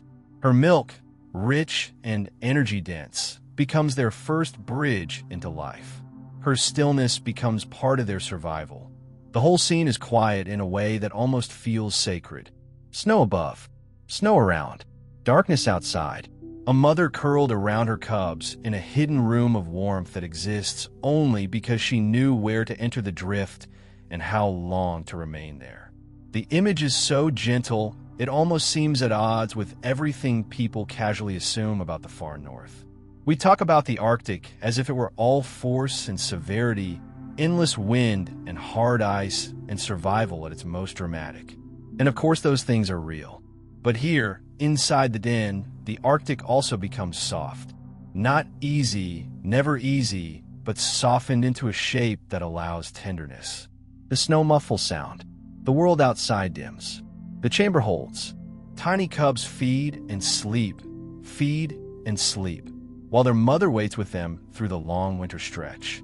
You can almost feel how time changes inside a den. Outside, weather passes over the land. Light shifts slowly through the season. Snow falls, settles, drifts, hardens. The Arctic continues being vast and indifferent. But inside, life is marked by smaller rhythms. Breathing, nursing, curling close, the slow gain of strength, the gradual opening of eyes, the almost invisible accumulation of enough size, enough coordination, enough warmth for the cubs to one day face the outer world. That slowness is part of what makes the den story so deeply relaxing. Nothing is rushed. There is no grand entrance into the Arctic with triumphant music and immediate mastery. The cubs begin in shelter, in nearness, in dependence. Their first experience of the world is not the open ice. It is warmth pressed against warmth. It is the sound and smell of their mother. It is security made from snow and body heat. And the mother herself is doing something extraordinary through this whole period. She may spend months in or around the denning state with little or no feeding, relying on stored reserves to sustain herself and her cubs. That fact would sound unbearable in many contexts, but here it becomes another sign of how profoundly prepared a polar bear can be for the most demanding parts of life. Her earlier feeding, her body's insulation, her ability to conserve energy, all of it contributes to this hidden season of care. She carries the future through winter not only with instinct, but with calories stored from another time. Even motherhood here is tied to the larger Arctic rhythm of abundance and scarcity, action and stillness. There is something almost architectural about the entire arrangement. The snow forms walls. The bear forms heat. The den forms a pause in the severity of the season. Within that pause, the cubs grow from helplessness toward readiness. It is not comfort in the human sense of thick curtains and soup on the stove, but it is still comfort. Real comfort. Earned comfort. The kind that matters because the world outside is so hard. And then there's the mystery of the den from the outside. If you were standing somewhere on that vast snow-covered ground, you might see almost nothing. Just drifts, wind patterns, pale shapes under pale light. The den can be nearly invisible, the entrance subtle, the chamber hidden completely beneath the surface. All that tenderness concealed under a smooth, Arctic curve. It is a wonderful reminder that some of the most important things in a landscape are the ones you cannot see. Beneath the snow, new life is breathing. Beneath the silence, a mother is awake to every shift and sound. Beneath the winter, the next generation is gathering itself. Eventually, of course, the moment will come when the cubs are strong enough to leave that hidden chamber behind and step into the brightness of the world for the first time. But that moment belongs later. For now, what matters is the den itself, the months of protection, the patient warmth, the astonishing softness inside all of that snow. You remain with that thought for a while, because it changes the entire feel of the polar bear in the mind. She is not only the great pale hunter on the ice, she is also the keeper of a hidden room, the maker of shelter in a place that seems, from a distance, to offer none, the quiet source of heat and milk and steadiness for lives too new to know anything about wind or sea ice or open water yet. And perhaps that is one of the most magnificent truths of all. The Arctic's most powerful animal begins its family story not in conquest, but in concealment. Not emotion, but in rest. Not in roaring spectacle, but in a snow chamber so still and warm that tiny cubs can sleep there while storms move over the frozen world above them. That hidden gentleness lingers in the imagination long after the image settles. A mother curled beneath the snow, two small cubs pressed against her. the cold held back by layers of winter itself. The whole huge Arctic waiting outside while, in one secret den, life begins in silence, warmth, and the patient beating heart of a bear. And when that hidden chamber has done its work, when the cubs have grown strong enough inside that small world of snow and milk and their mother's steady warmth, the den opens into light. It is hard to imagine a greater change in scale. One day the world is curved walls of packed snow, dimness, closeness, the slow rhythm of feeding and sleeping. Then suddenly there is brightness, air, distance, wind. The first true Arctic day the cubs can feel with their own faces. The first time they see how enormous their mother really is, because there is finally enough space around her for the comparison to make sense.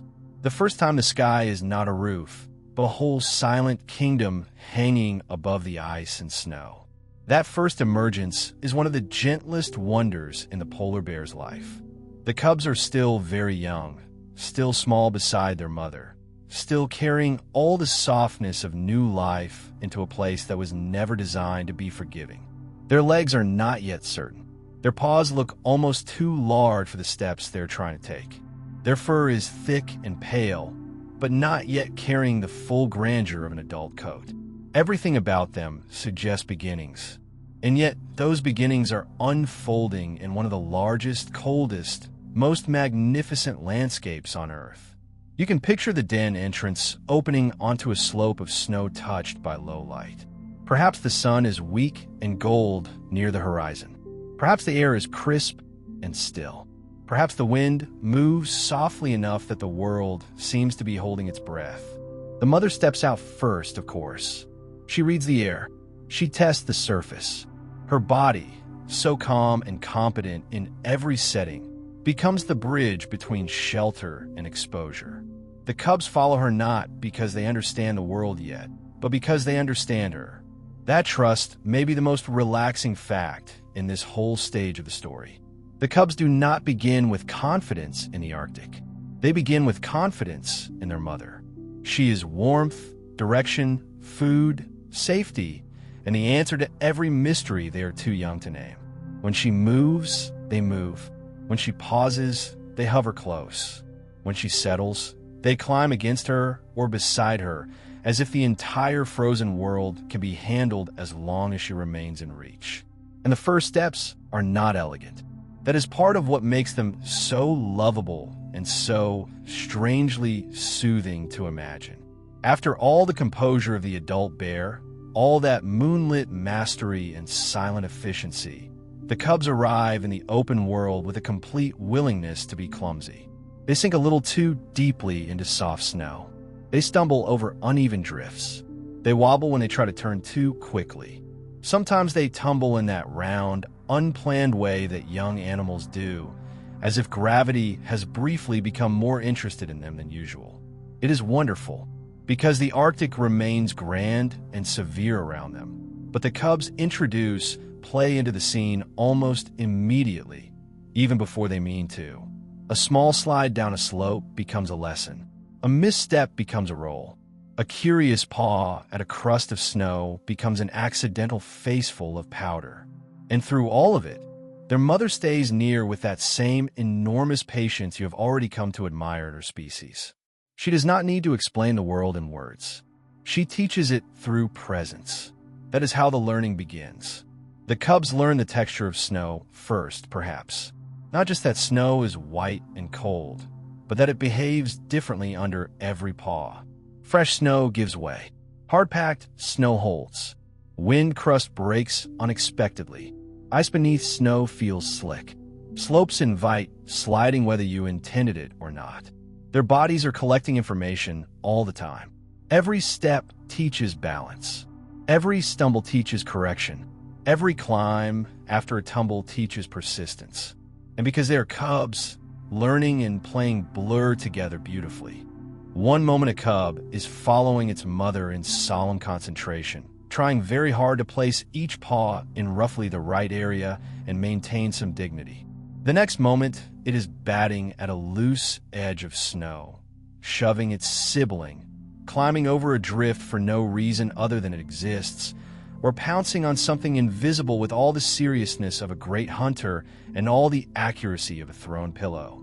That mixture of instinct and innocence is deeply charming. You can already see the outlines of the adult life to come, but softened, rounded, made wonderfully imperfect by youth. Their mother allows space for that, but only within the circle of her watchfulness. That balance is one of the most beautiful things in the polar bear world. She is protective without seeming frantic. She gives them room to move, room to fall, room to test the shape of the snow and their own limbs, but she remains the center of safety. If they stray too far, she gathers them with her movement. If danger threatens, she becomes alert in an instant. If they need warmth or reassurance, her body is there, vast and familiar and calm. You can almost feel how much they learn from simply staying beside her. They learn how to walk in a line through deep snow, where the mother's path makes the way easier. They learn to pause when she pauses, to lift their heads when she scents the wind, to remain close when the terrain changes or the world opens too wide. They learn that some surfaces can be trusted and some must be approached carefully. They learn that the Arctic is not one flat field, but a changing place of ridges, hollows, wind patterns, and hidden edges. And they learn all of this long before they understand it in any conscious way. Their bodies learn with hers. There is something profoundly reassuring in that. No cub enters the Arctic alone with a lecture and a little backpack of optimism. It enters beside a mother who already knows how to live there. And because cubs are built for growth, the days themselves become full of small transformations. Muscles strengthen, coordination improves, curiosity expands. The little tumbles become less random and more purposeful. Play becomes practice, though no one tells the cubs that. A pounce aimed at a sibling is also a lesson in timing. A scramble up a snowbank is also a lesson in traction. Wrestling, chasing, batting, rolling, all of it builds the body while keeping the spirit of youth intact. The seriousness of survival is present in the background, but for the cubs it arrives disguised as play. That disguise feels merciful. The Arctic could have been a place that demanded instant competence from the first day outside the den, and in some ways it does demand much. But the early period with the mother creates a gentler bridge. The cubs are not expected to master everything at once.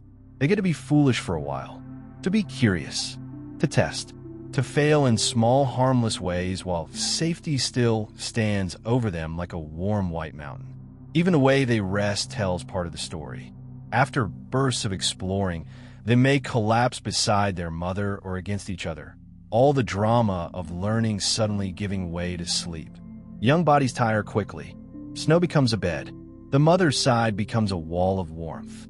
And they're under the open sky, in a world that can look so hard from a distance. The scene becomes almost impossibly soft again.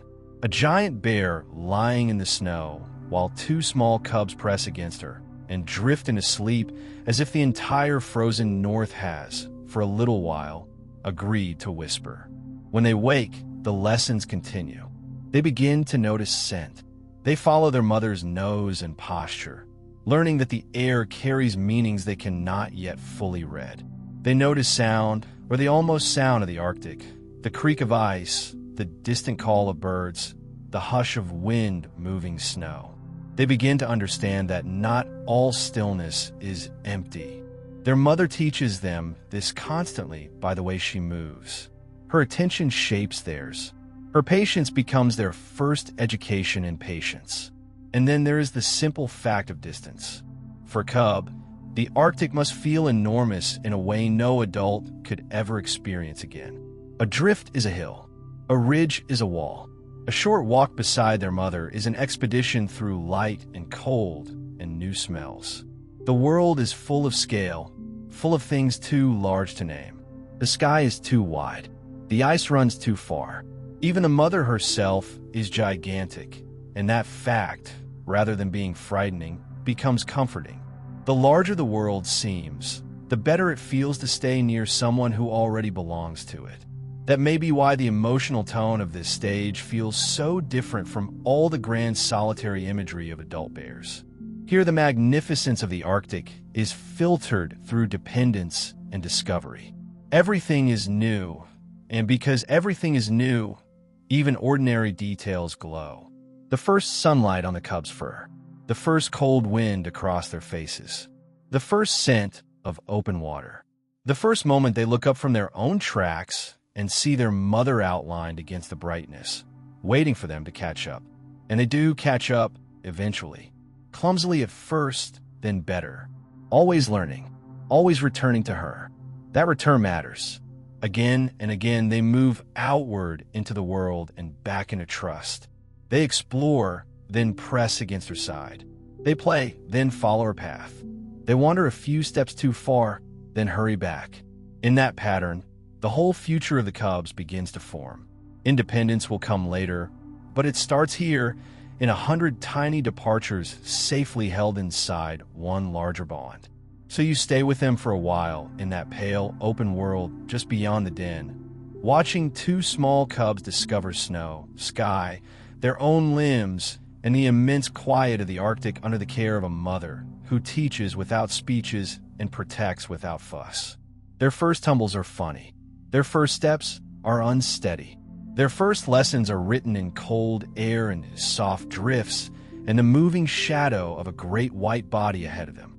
And in all that innocence, all that clumsy courage and patient guidance, the polar bear becomes something even more magnificent than a master of ice. It becomes a story of how wonder is passed on gently. One step, one fall, one playful pounce, one trusting glance at a mother at a time. And once you have watched the cubs tumble into their first lessons and follow their mother across snow that must feel impossibly large beneath such small feet, it becomes easier to notice something people often miss about polar bears. For all their size, for all their dignity and silence and deep Arctic composure, there's a bright current of curiosity running through them. Intelligence does not always look like solving puzzles in a lab or performing some neat trick on command for creatures who still lose arguments to tangled charging cables. In a polar bear, intelligence often looks like attention, investigation, play, a willingness to test the world instead of moving through it blindly. That may be one of the most comforting facts about them. They're not only built for the Arctic, they're mentally alive inside it. You can see that in the way a bear approaches something unfamiliar. It does not always charge past or ignore it. Often it pauses, sniffs, circles, touches with a paw, tests from one angle, then another. There's a kind of thoughtful boldness in that behavior, a mix of caution and interest that feels wonderfully balanced. The bear does not assume everything is harmless, but it also does not treat the unknown as untouchable. It engages, and in a place like the Arctic, that matters enormously. The sea ice is always changing. Snow conditions shift. Open water appears where ice once held firm. Scent trails fade or gather. A pressure ridge that was easy to cross a week ago may have cracked and tilted into something else. A breathing hole may be active or abandoned. A carcass may be fresh or nearly gone. A mother with cubs may need to judge terrain differently from a solitary adult male. Nothing stays fixed for long. A creature living here cannot survive on stubbornness alone. It needs flexibility. It needs memory. It needs a mind willing to notice the difference between yesterday's conditions and today's. The polar bear has that kind of mind. You imagine one moving across a field of broken ice under a pale sun, coming upon an odd shape half frozen into the snow.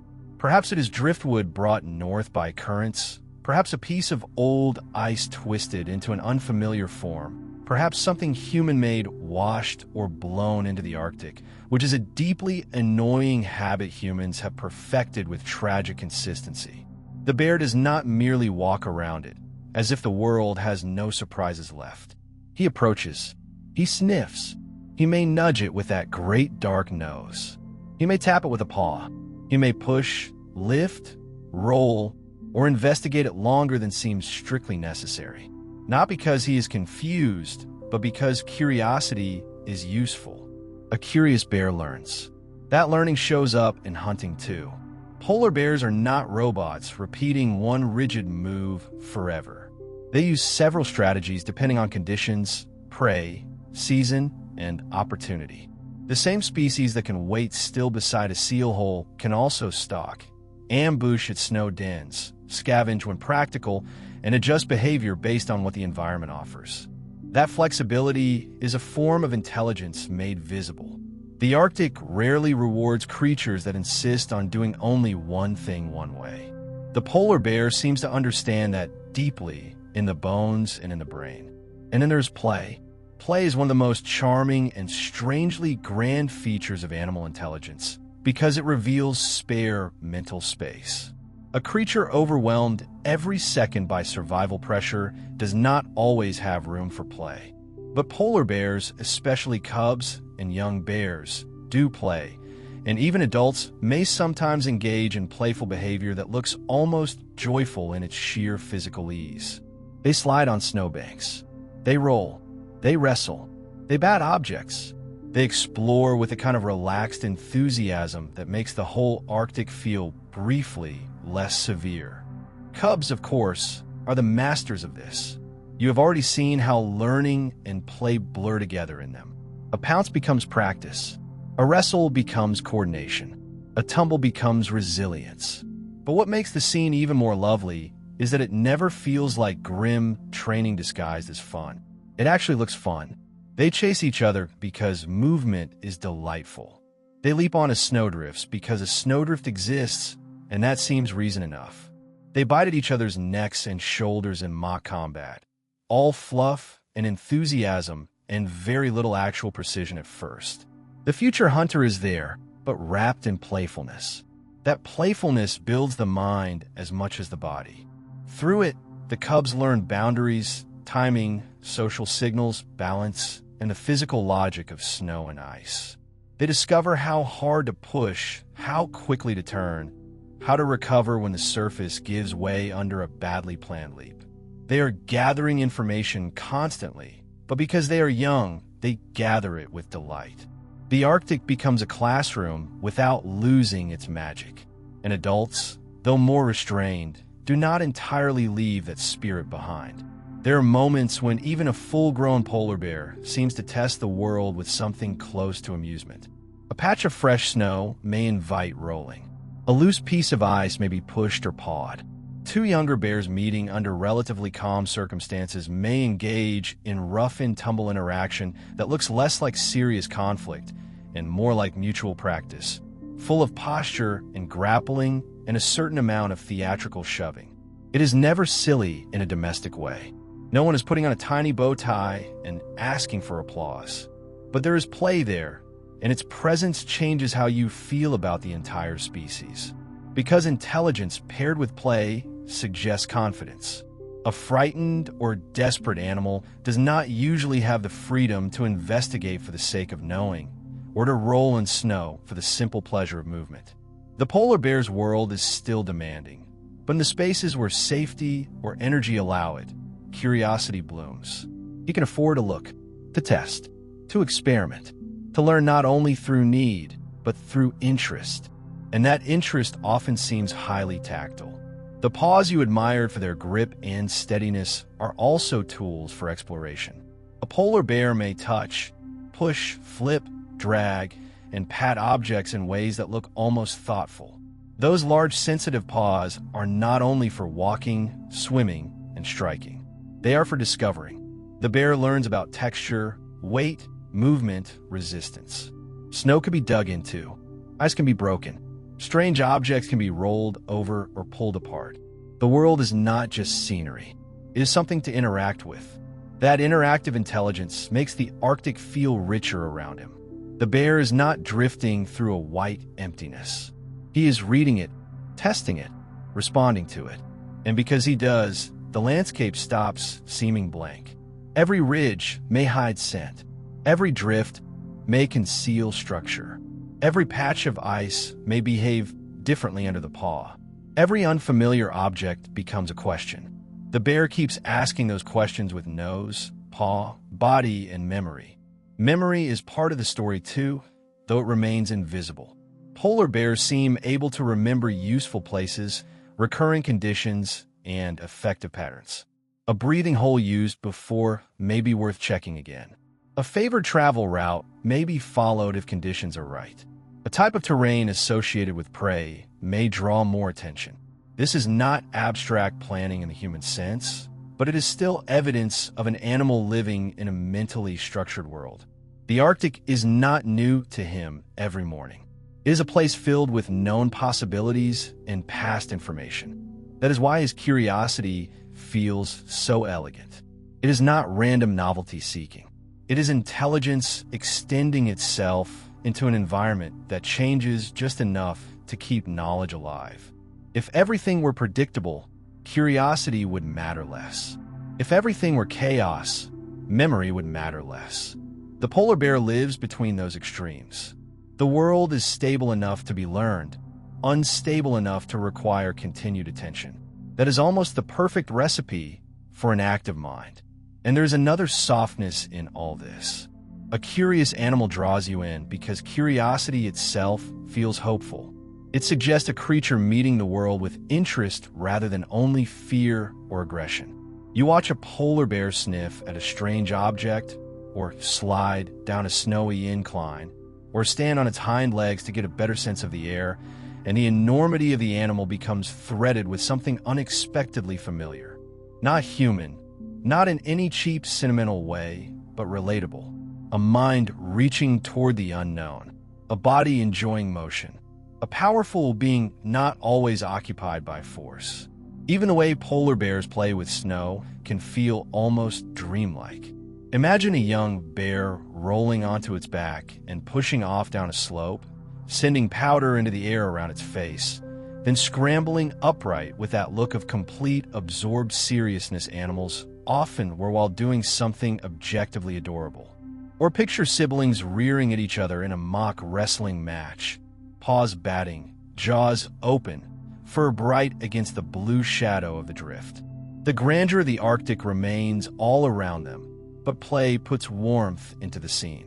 It says that life here is not only survival, it is also experience. And perhaps that is the most magnificent truth inside their curiosity. The polar bear does not merely endure the Arctic, it engages with it. That engagement can be practical, as in hunting and navigation. It can be exploratory, as in the investigation of novel things. It can be developmental, as in the playful learning of cubs. And sometimes it can be almost pure expression, a burst of motion or wrestling or rolling that seems to exist because a strong body in cold, clean air occasionally enjoys being a strong body in cold, clean air, which, honestly, is a level of simple self-possession most of us should probably respect. You remain with that image for a while.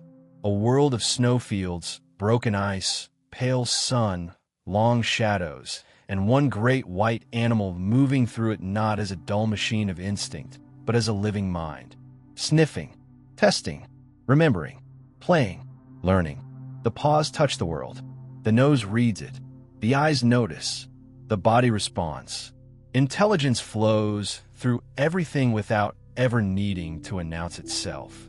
And that quiet intelligence may be what makes the polar bear feel so compelling, even beyond the grandeur of size and cold and moonlit ice.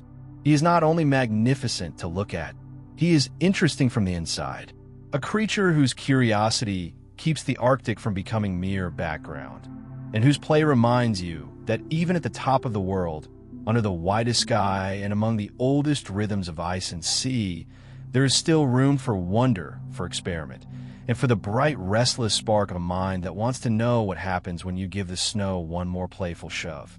And once you begin to sense that bright current of curiosity in the polar bear, the next quiet revelation is that even an animal so often described as solitary is never truly silent in the deeper sense. He does not chatter, of course. He does not hold committee meetings on the ice or deliver speeches into the wind, which is probably for the best because the Arctic has enough drama without adding public speaking. But he is always sending and receiving information through scent, through posture, through distance, through the angle of the head, the set of the shoulders, the movement of breath in cold air. The white space around him is full of signals.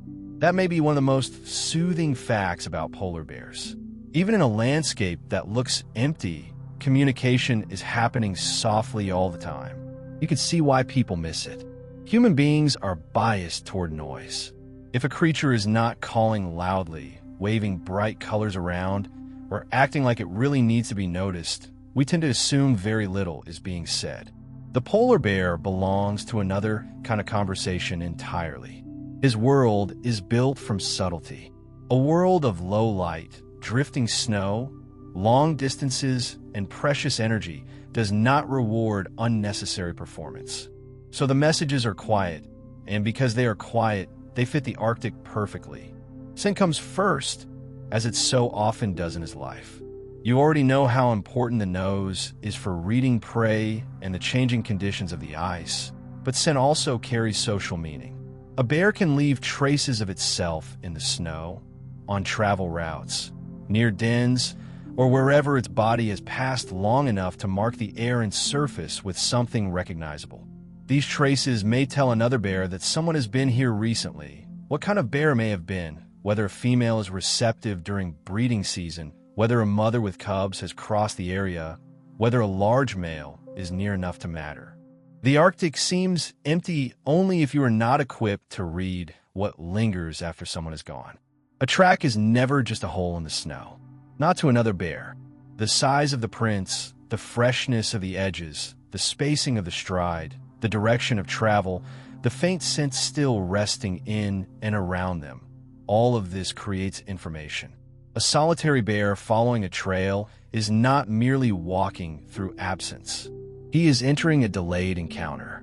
Another life was here. Another body moved in this direction.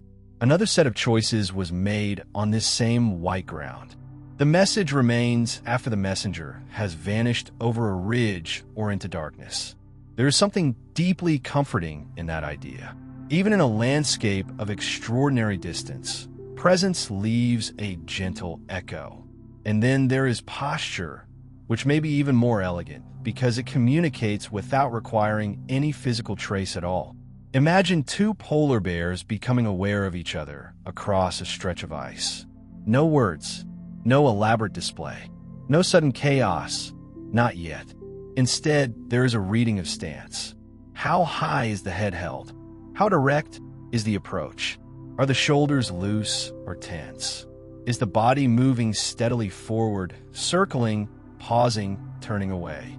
Is there confidence in the line of movement, hesitation, invitation, warning? The body speaks. A large male approaching another male may carry himself with a certain deliberate assertion, not necessarily rushing toward conflict, but making his size, direction, and certainty legible. A female with cubs may communicate something very different through the way she positions herself, how she places her body between her young and the other bear, how still or alert she becomes, how much distance she insists on keeping. Bears meeting during the breeding season may engage in a slower, more exploratory choreography of approach and tolerance, where posture softens, closes, pauses, resumes. The Arctic remains quiet, but nothing about these encounters is mute. Even the decision to keep distance is part of the message. That may be one of the most graceful parts of polar bear communication. They often avoid needless conflict simply by reading one another early enough. A smaller bear may yield space to a larger one before anything escalates.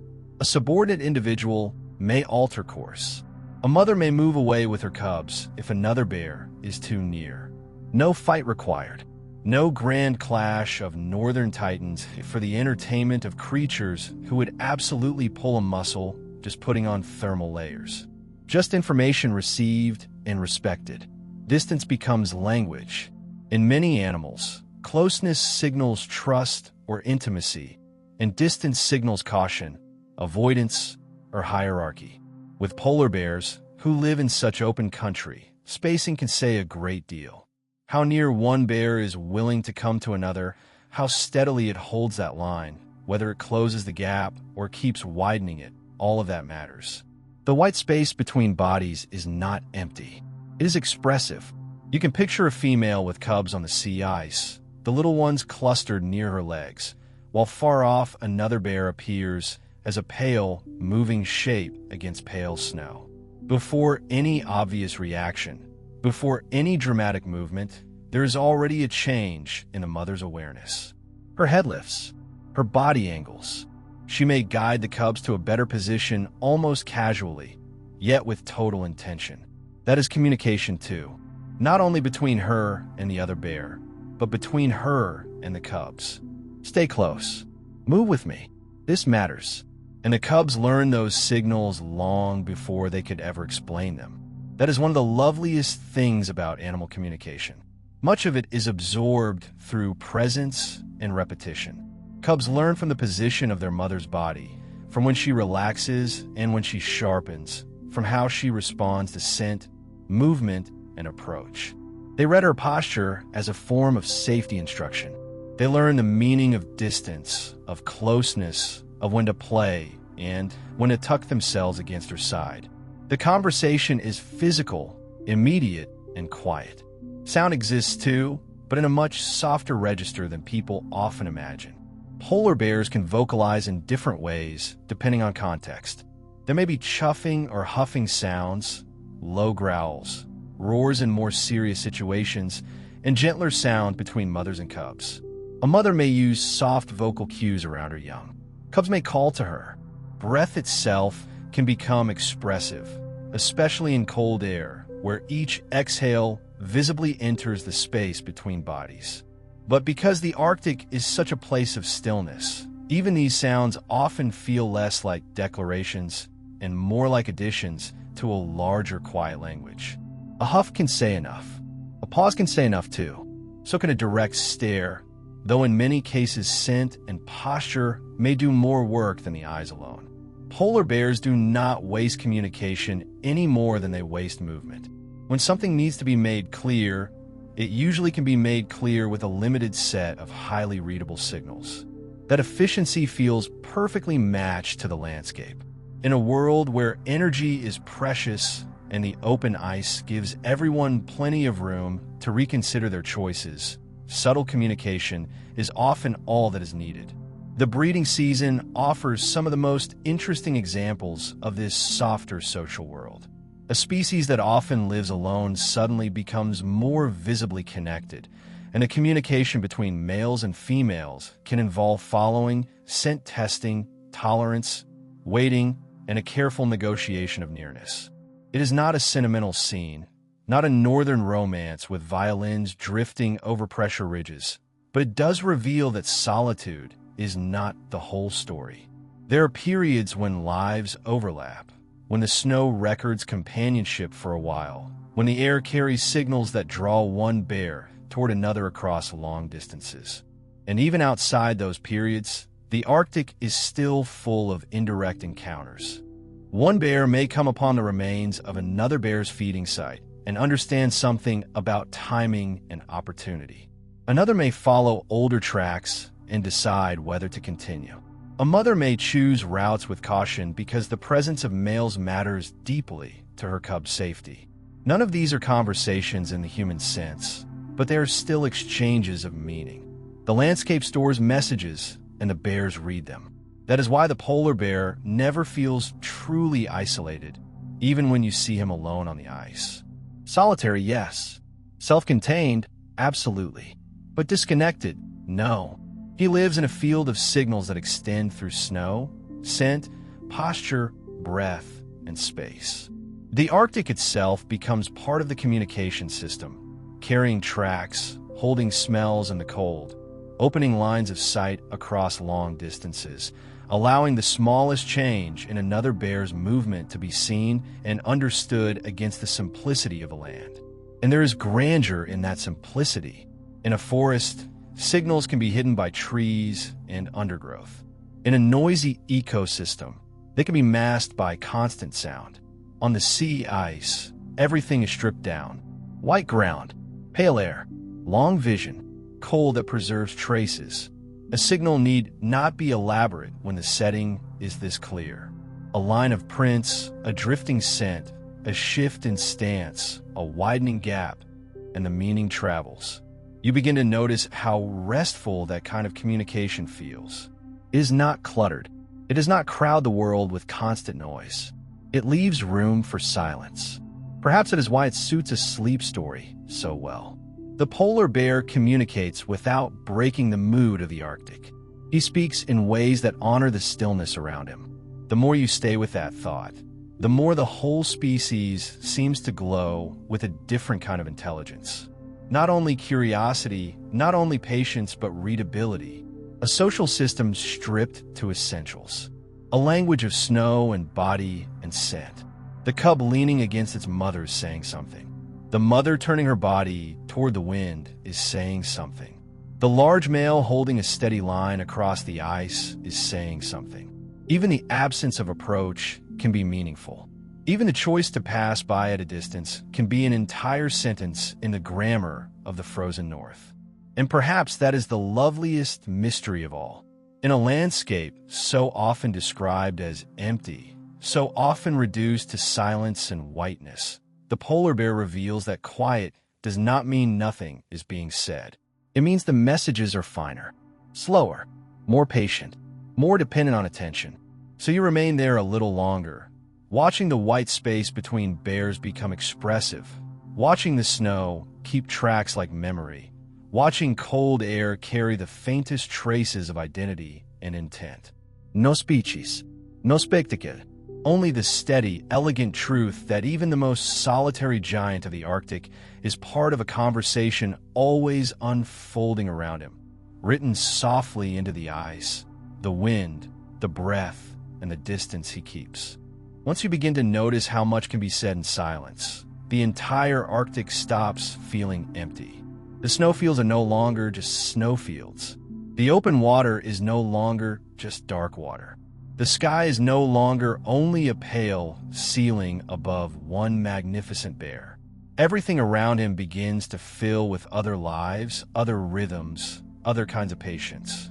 And one of the most relaxing facts about the polar bear is that he does not exist as some lonely king floating above the world in splendid isolation.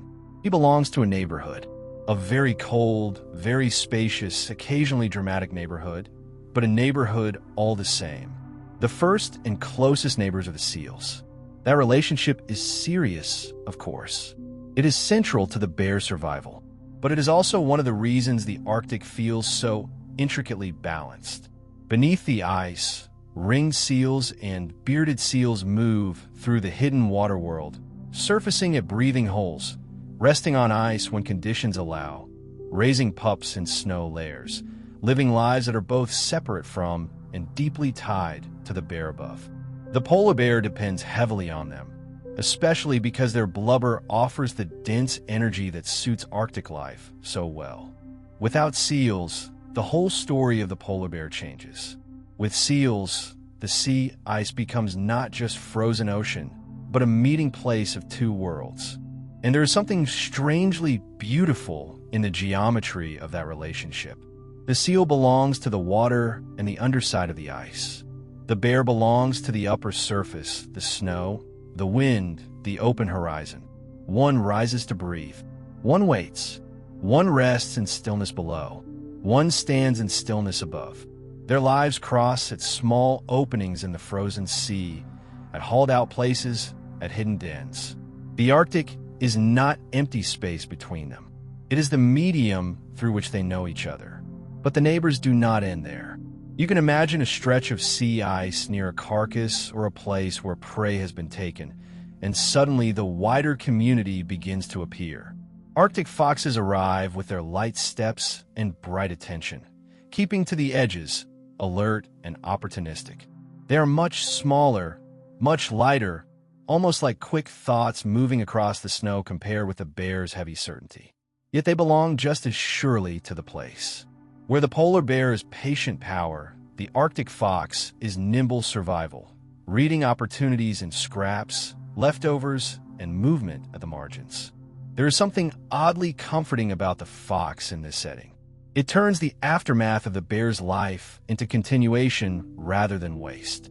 What the bear leaves behind may feed others. The Arctic fox, with its thick coat and clever face, becomes part of the quiet economy of the North.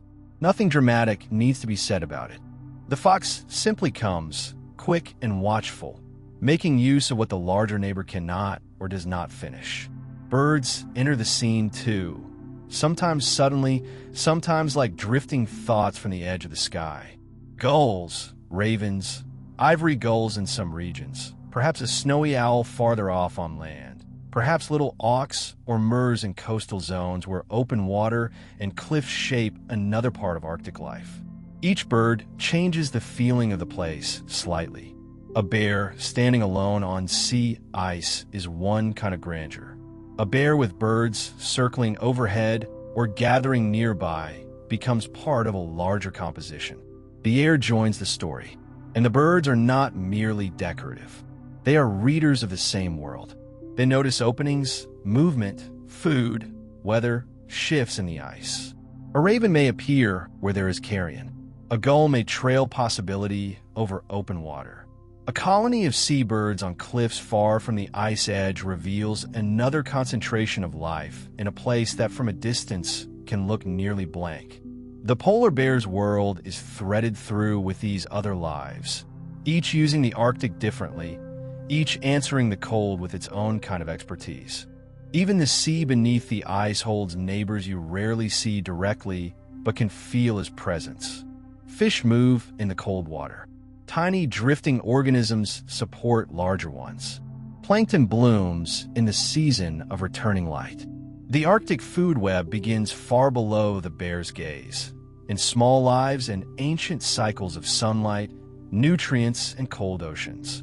That may be one of the most magnificent truths hidden inside the bear's story. Even the largest predator depends, in the end, on layers of life so small and distant from his own body that he will never encounter them as anything more than consequence. The bear hunts the seal. The seal hunts fish and invertebrates. The fish depend on smaller systems still.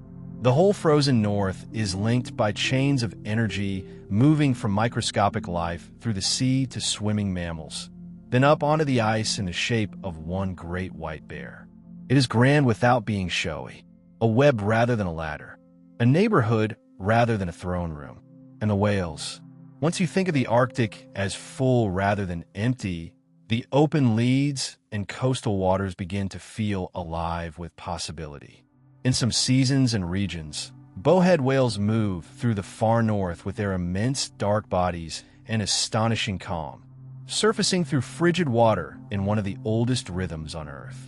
Belugas pass like pale ghosts through open channels, social and fluid where the polar bear is solitary and sure-footed. Narwhals, with their improbable elegance, turn the Arctic Sea into something almost mythical without even trying. The bear does not live the same life as these marine neighbors, but their presence expands his world. The frozen ocean beneath his paws is not just a surface. It is a roof over another civilization of cold-adapted beings. The contrast is lovely to hold in the mind.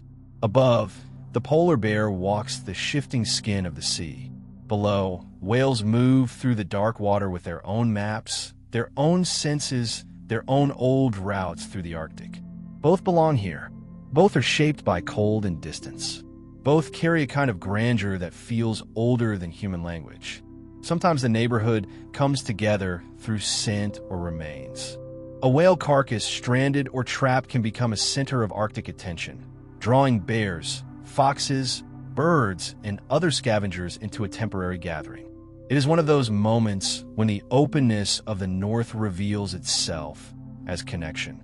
Lives that usually move apart across huge distances briefly overlap around one source of energy. The Arctic can look sparse, but when something important appears, the web becomes visible all at once. On land, especially in coastal areas, there are other neighbors still. Musk oxen in some regions, ancient-looking and calm in their own woolly way, gather against the wind like fragments of another age. Caribou move with a different kind of grace, more seasonal and inland, yet still part of the broader northern world. Lemmings tunnel and hurry beneath the snow. Hares turn white and vanish into winter. Ptarmigan feather themselves against the cold. The polar bear may not interact closely with all of them in every place, but they share the same high-latitude theater, answering the same light, the same weather, the same long winters, and brief explosions of summer life. And summer does change everything, at least in mood. For a little while, parts of the Arctic fill with migratory birds, nesting calls, thawed edges, bloom, insects, movement. The bear remains who he is, but around him the neighborhood grows louder, busier, more crowded with temporary residents. Then the seasons tilt again, and the great stillness returns. That changing cast gives the polar bear's world a richness people often overlook. It is not monotony. It is rhythm, a place where some neighbors are year-round experts in endurance, while others arrive only for the narrow window when the north opens and softens. What makes all of this so relaxing to think about is the way it removes the bear from the lonely pedestal people sometimes place him on. He is extraordinary, yes, but he's also embedded. His life touches seals, foxes, birds, scavengers, marine mammals, fish, drifting ice algae, microscopic ocean life, and coastal species in ways direct and indirect. He leaves tracks across a world already busy with tracks of other kinds. He lifts his nose into air, already carrying other stories. He walks above water, already filled with movement below. The Arctic becomes more intimate when you see it this way. A fox pausing at a distance, waiting for the bear to move on. A gull circling over an opening in the ice. A seal surfacing under the frozen roof of the sea. Belugas passing through a lead while the bear crosses nearby on foot. Tiny organisms blooming under returning sunlight months before anyone on the surface sees the result in full. Everything linked, everything patient, everything taking part in a vast northern arrangement that makes the polar bear possible without ever revolving around him alone. That may be the deepest grandeur of all. Not size, not power, not even beauty, though he is all three. It is belonging. The polar bear is magnificent because he is one perfect expression of the Arctic, but the Arctic expresses itself in many forms. In fox fur and seal breath, in whale backs and gull wings, in drifting plankton and fish below the ice, in snow dens and open leads, and all the quiet exchanges between one life and another. So when you picture him now, moving under a pale sky with that familiar calm, he no longer seems like the only living thing in a world of ice. He seems like part of a larger northern society, one written across sea, snow, wind, and water. The paws press into the surface. The nose reads the air. Somewhere below, a seal moves. Somewhere behind, a fox may follow a trail.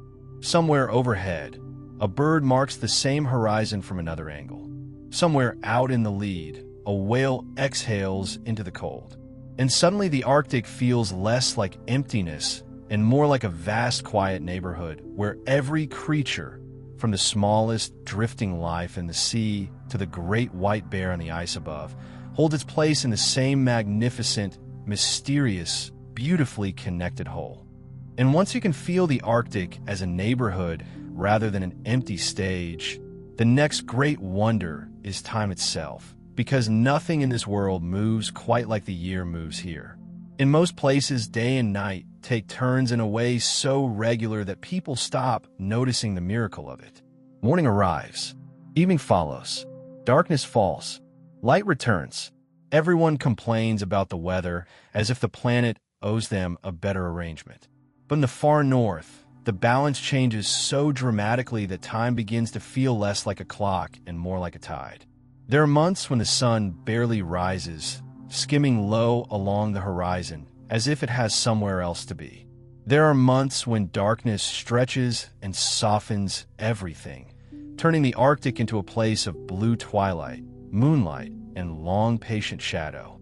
Then there are the seasons of near-endless day, when the sun circles instead of setting, and the snow, water, and ice hold light for so many hours that the whole world seems to glow from within. The polar bear lives through all of it without ever asking for blackout curtains or a better sleep routine. He simply belongs to the swing of it. That may be one of the most relaxing facts about him. He is not living against the Arctic calendar. He is living inside it. You can imagine him first in the deep season of darkness, moving over sea ice beneath a sky that never fully brightens. The world at that time can feel stripped to essentials. Snow, wind, ice, breath, the faint gleam of moonlight on a ridge, the occasional shimmer of aurora moving green across the black. In that low-light world, everything you have already come to admire about the polar bear becomes even more meaningful.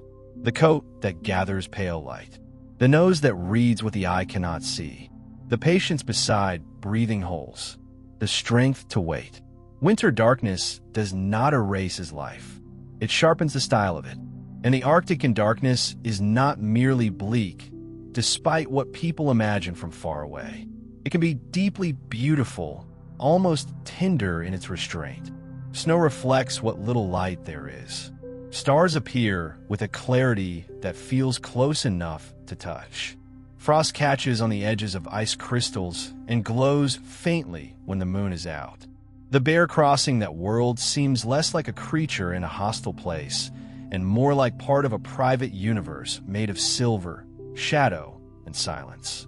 Then the light begins to change, very slowly at first, a little more glow at the horizon, longer blue hours, then a sun low and gold, brushing the edge of the world and returning after only a short absence, until eventually absence itself begins to disappear. The long day comes back not with a sudden switch, but with a patient unfolding, and the whole Arctic responds. Sea ice shifts with the season. Snow softens in places. The sky opens into wider colors. Birds return. Seals alter their use of ice and snow. The neighborhood you came to know grows busier. The polar bear responds too, not because he has a calendar pinned inside an ice cave somewhere, but because his entire life is tuned to these changes. Seasonal light is not just scenery. It shapes the very structure of the world he depends on.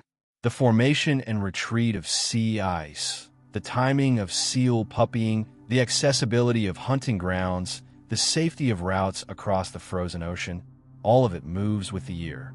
Light, temperature, and ice are braided together, and the polar bear reads the braid as naturally as he reads the wind. That is what makes the Arctic feel so grand and so delicate at the same time. It looks immense, and it is immense, but the life within it could depend on very precise timing. A little earlier, a little later, a slightly longer season of stable ice, a slightly shorter one. These things matter. In the season of returning daylight, there can be a feeling of expansion. The bear may travel over broad white spaces under a sun that never fully leaves, the shadows circling but not disappearing, the horizon always luminous. A human visitor might find that unsettling at first, the way the body loses its ordinary cues for rest, but the bear carries his rhythm differently. He rests when he needs to, moves when it serves him. The endless light does not confuse him into drama.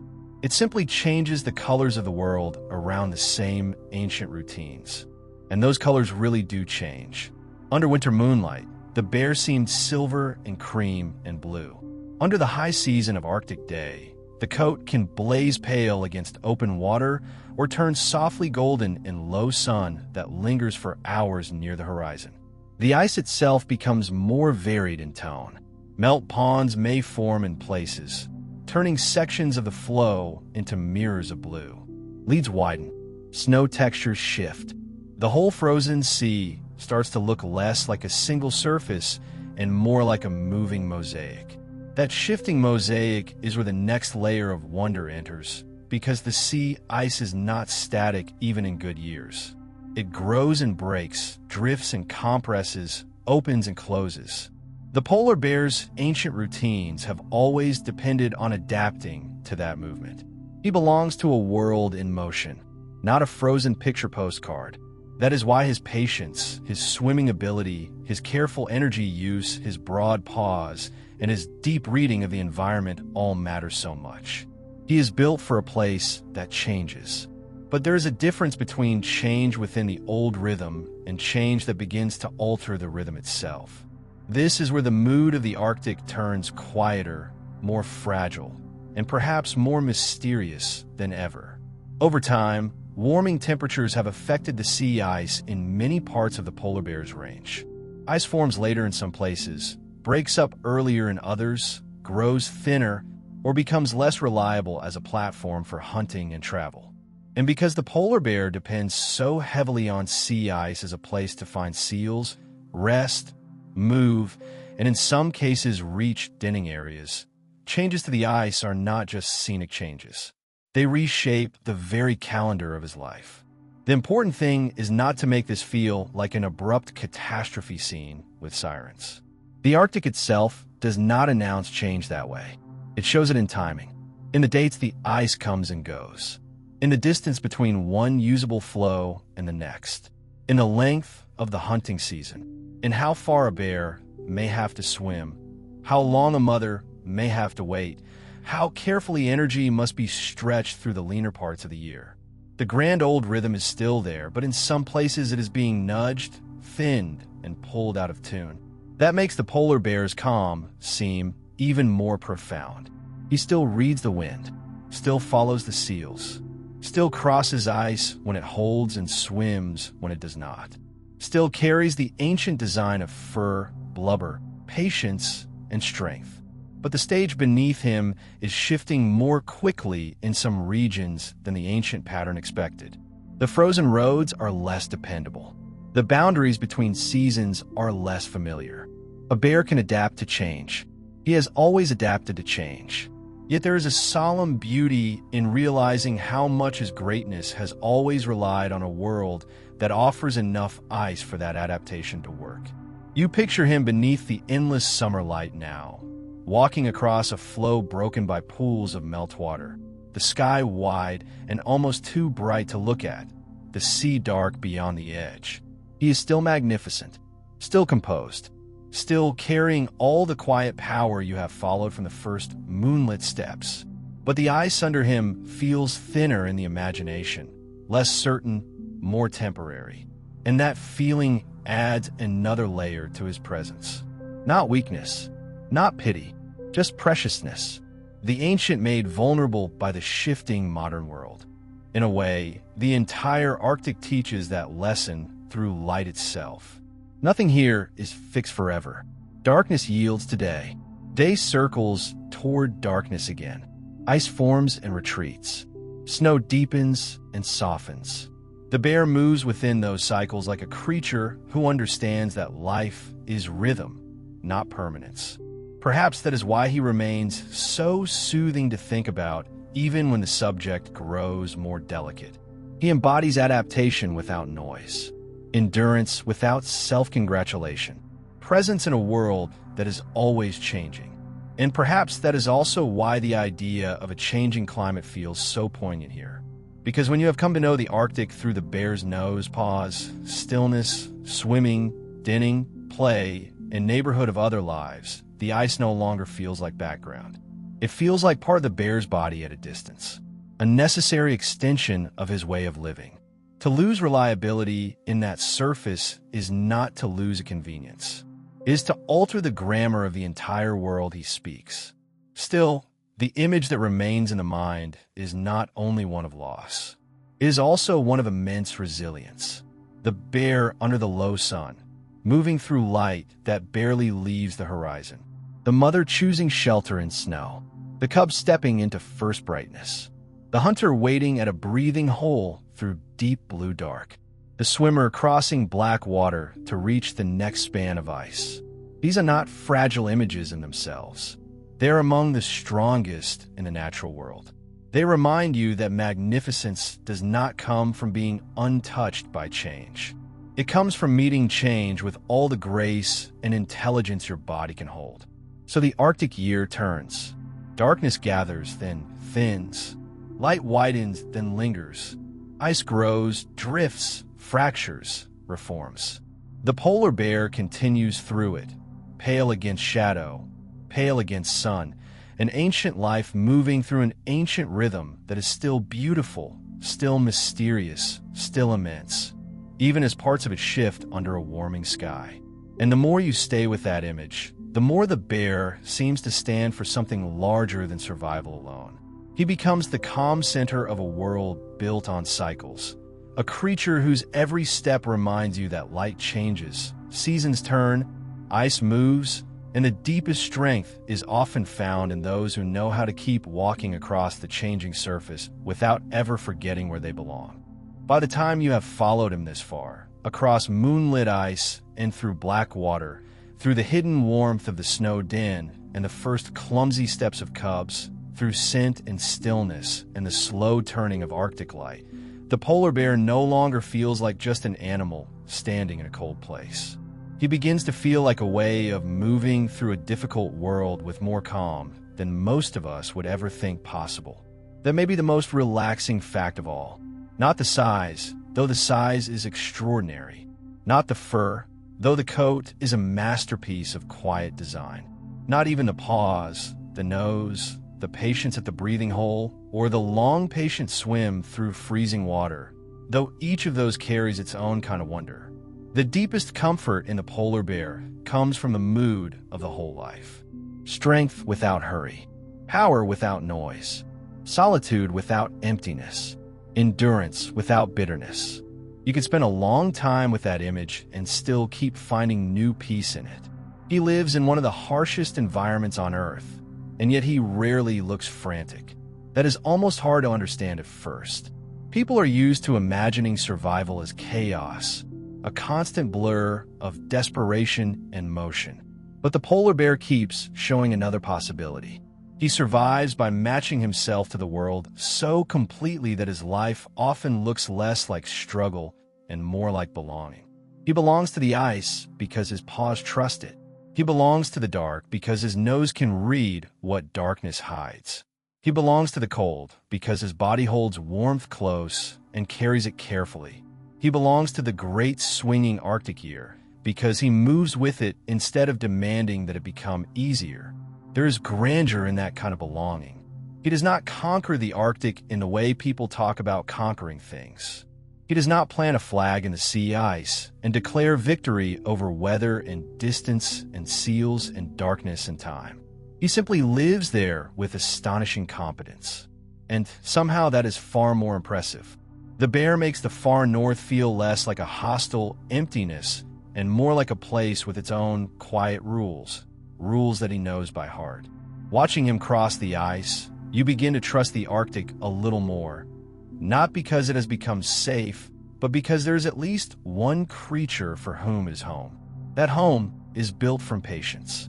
Patience beside a breathing hole while the ice creaks under the moon. Patience in the den while cubs grow against the warmth of their mother. Patience in the lean months when stored strength must last.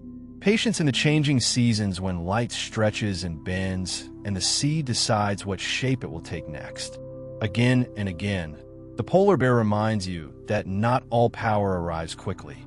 Some of the greatest power in the natural world is the power to wait without falling apart. And he waits beautifully. Even his movement carries that lesson. The great shoulders roll, the wide paws place themselves with care, the body glides more than stomps. He can be swift when he must, but he never seems addicted to speed. He does not waste himself in constant urgency. There is a confidence in him that allows slowness. A confidence that says the world can be met one measured step at a time. That kind of confidence is rare enough in human life to feel almost medicinal when you find it in a bear at the top of the world. Then there is the beauty. Not beauty in a polished or delicate sense, but beauty made from exact usefulness. Clear hairs that gather Arctic light and appear white. Black skin beneath to absorb warmth. A body large enough to keep heat from slipping away too quickly. Small ears. Huge paws. Thick fat, a swimmer's endurance inside a hunter's stillness. A mother's warmth hidden inside a drift of snow. Everything in the polar bear seems shaped by necessity. And because it is shaped so perfectly, it becomes beautiful without ever trying to be. That may be why he stays in the imagination long after you stop thinking about individual facts. He is not just impressive in pieces. He is impressive as a whole. Every part of him seems to agree with every other part. The fur agrees with the cold. The paws agree with the ice. The nose agrees with the wind. The stillness agrees with the seal's breathing hole. The swim agrees with the broken flow. The din agrees with the winter. The cub's first steps agree with the mother's patient shadow ahead. Nothing feels accidental. Even the loneliness of the landscape agrees with the quiet of his life. And yet, for all that self-containment, he never feels empty. The more you learned, the more other lives gathered around him. Seals below the ice. Foxes at the edges. Birds overhead.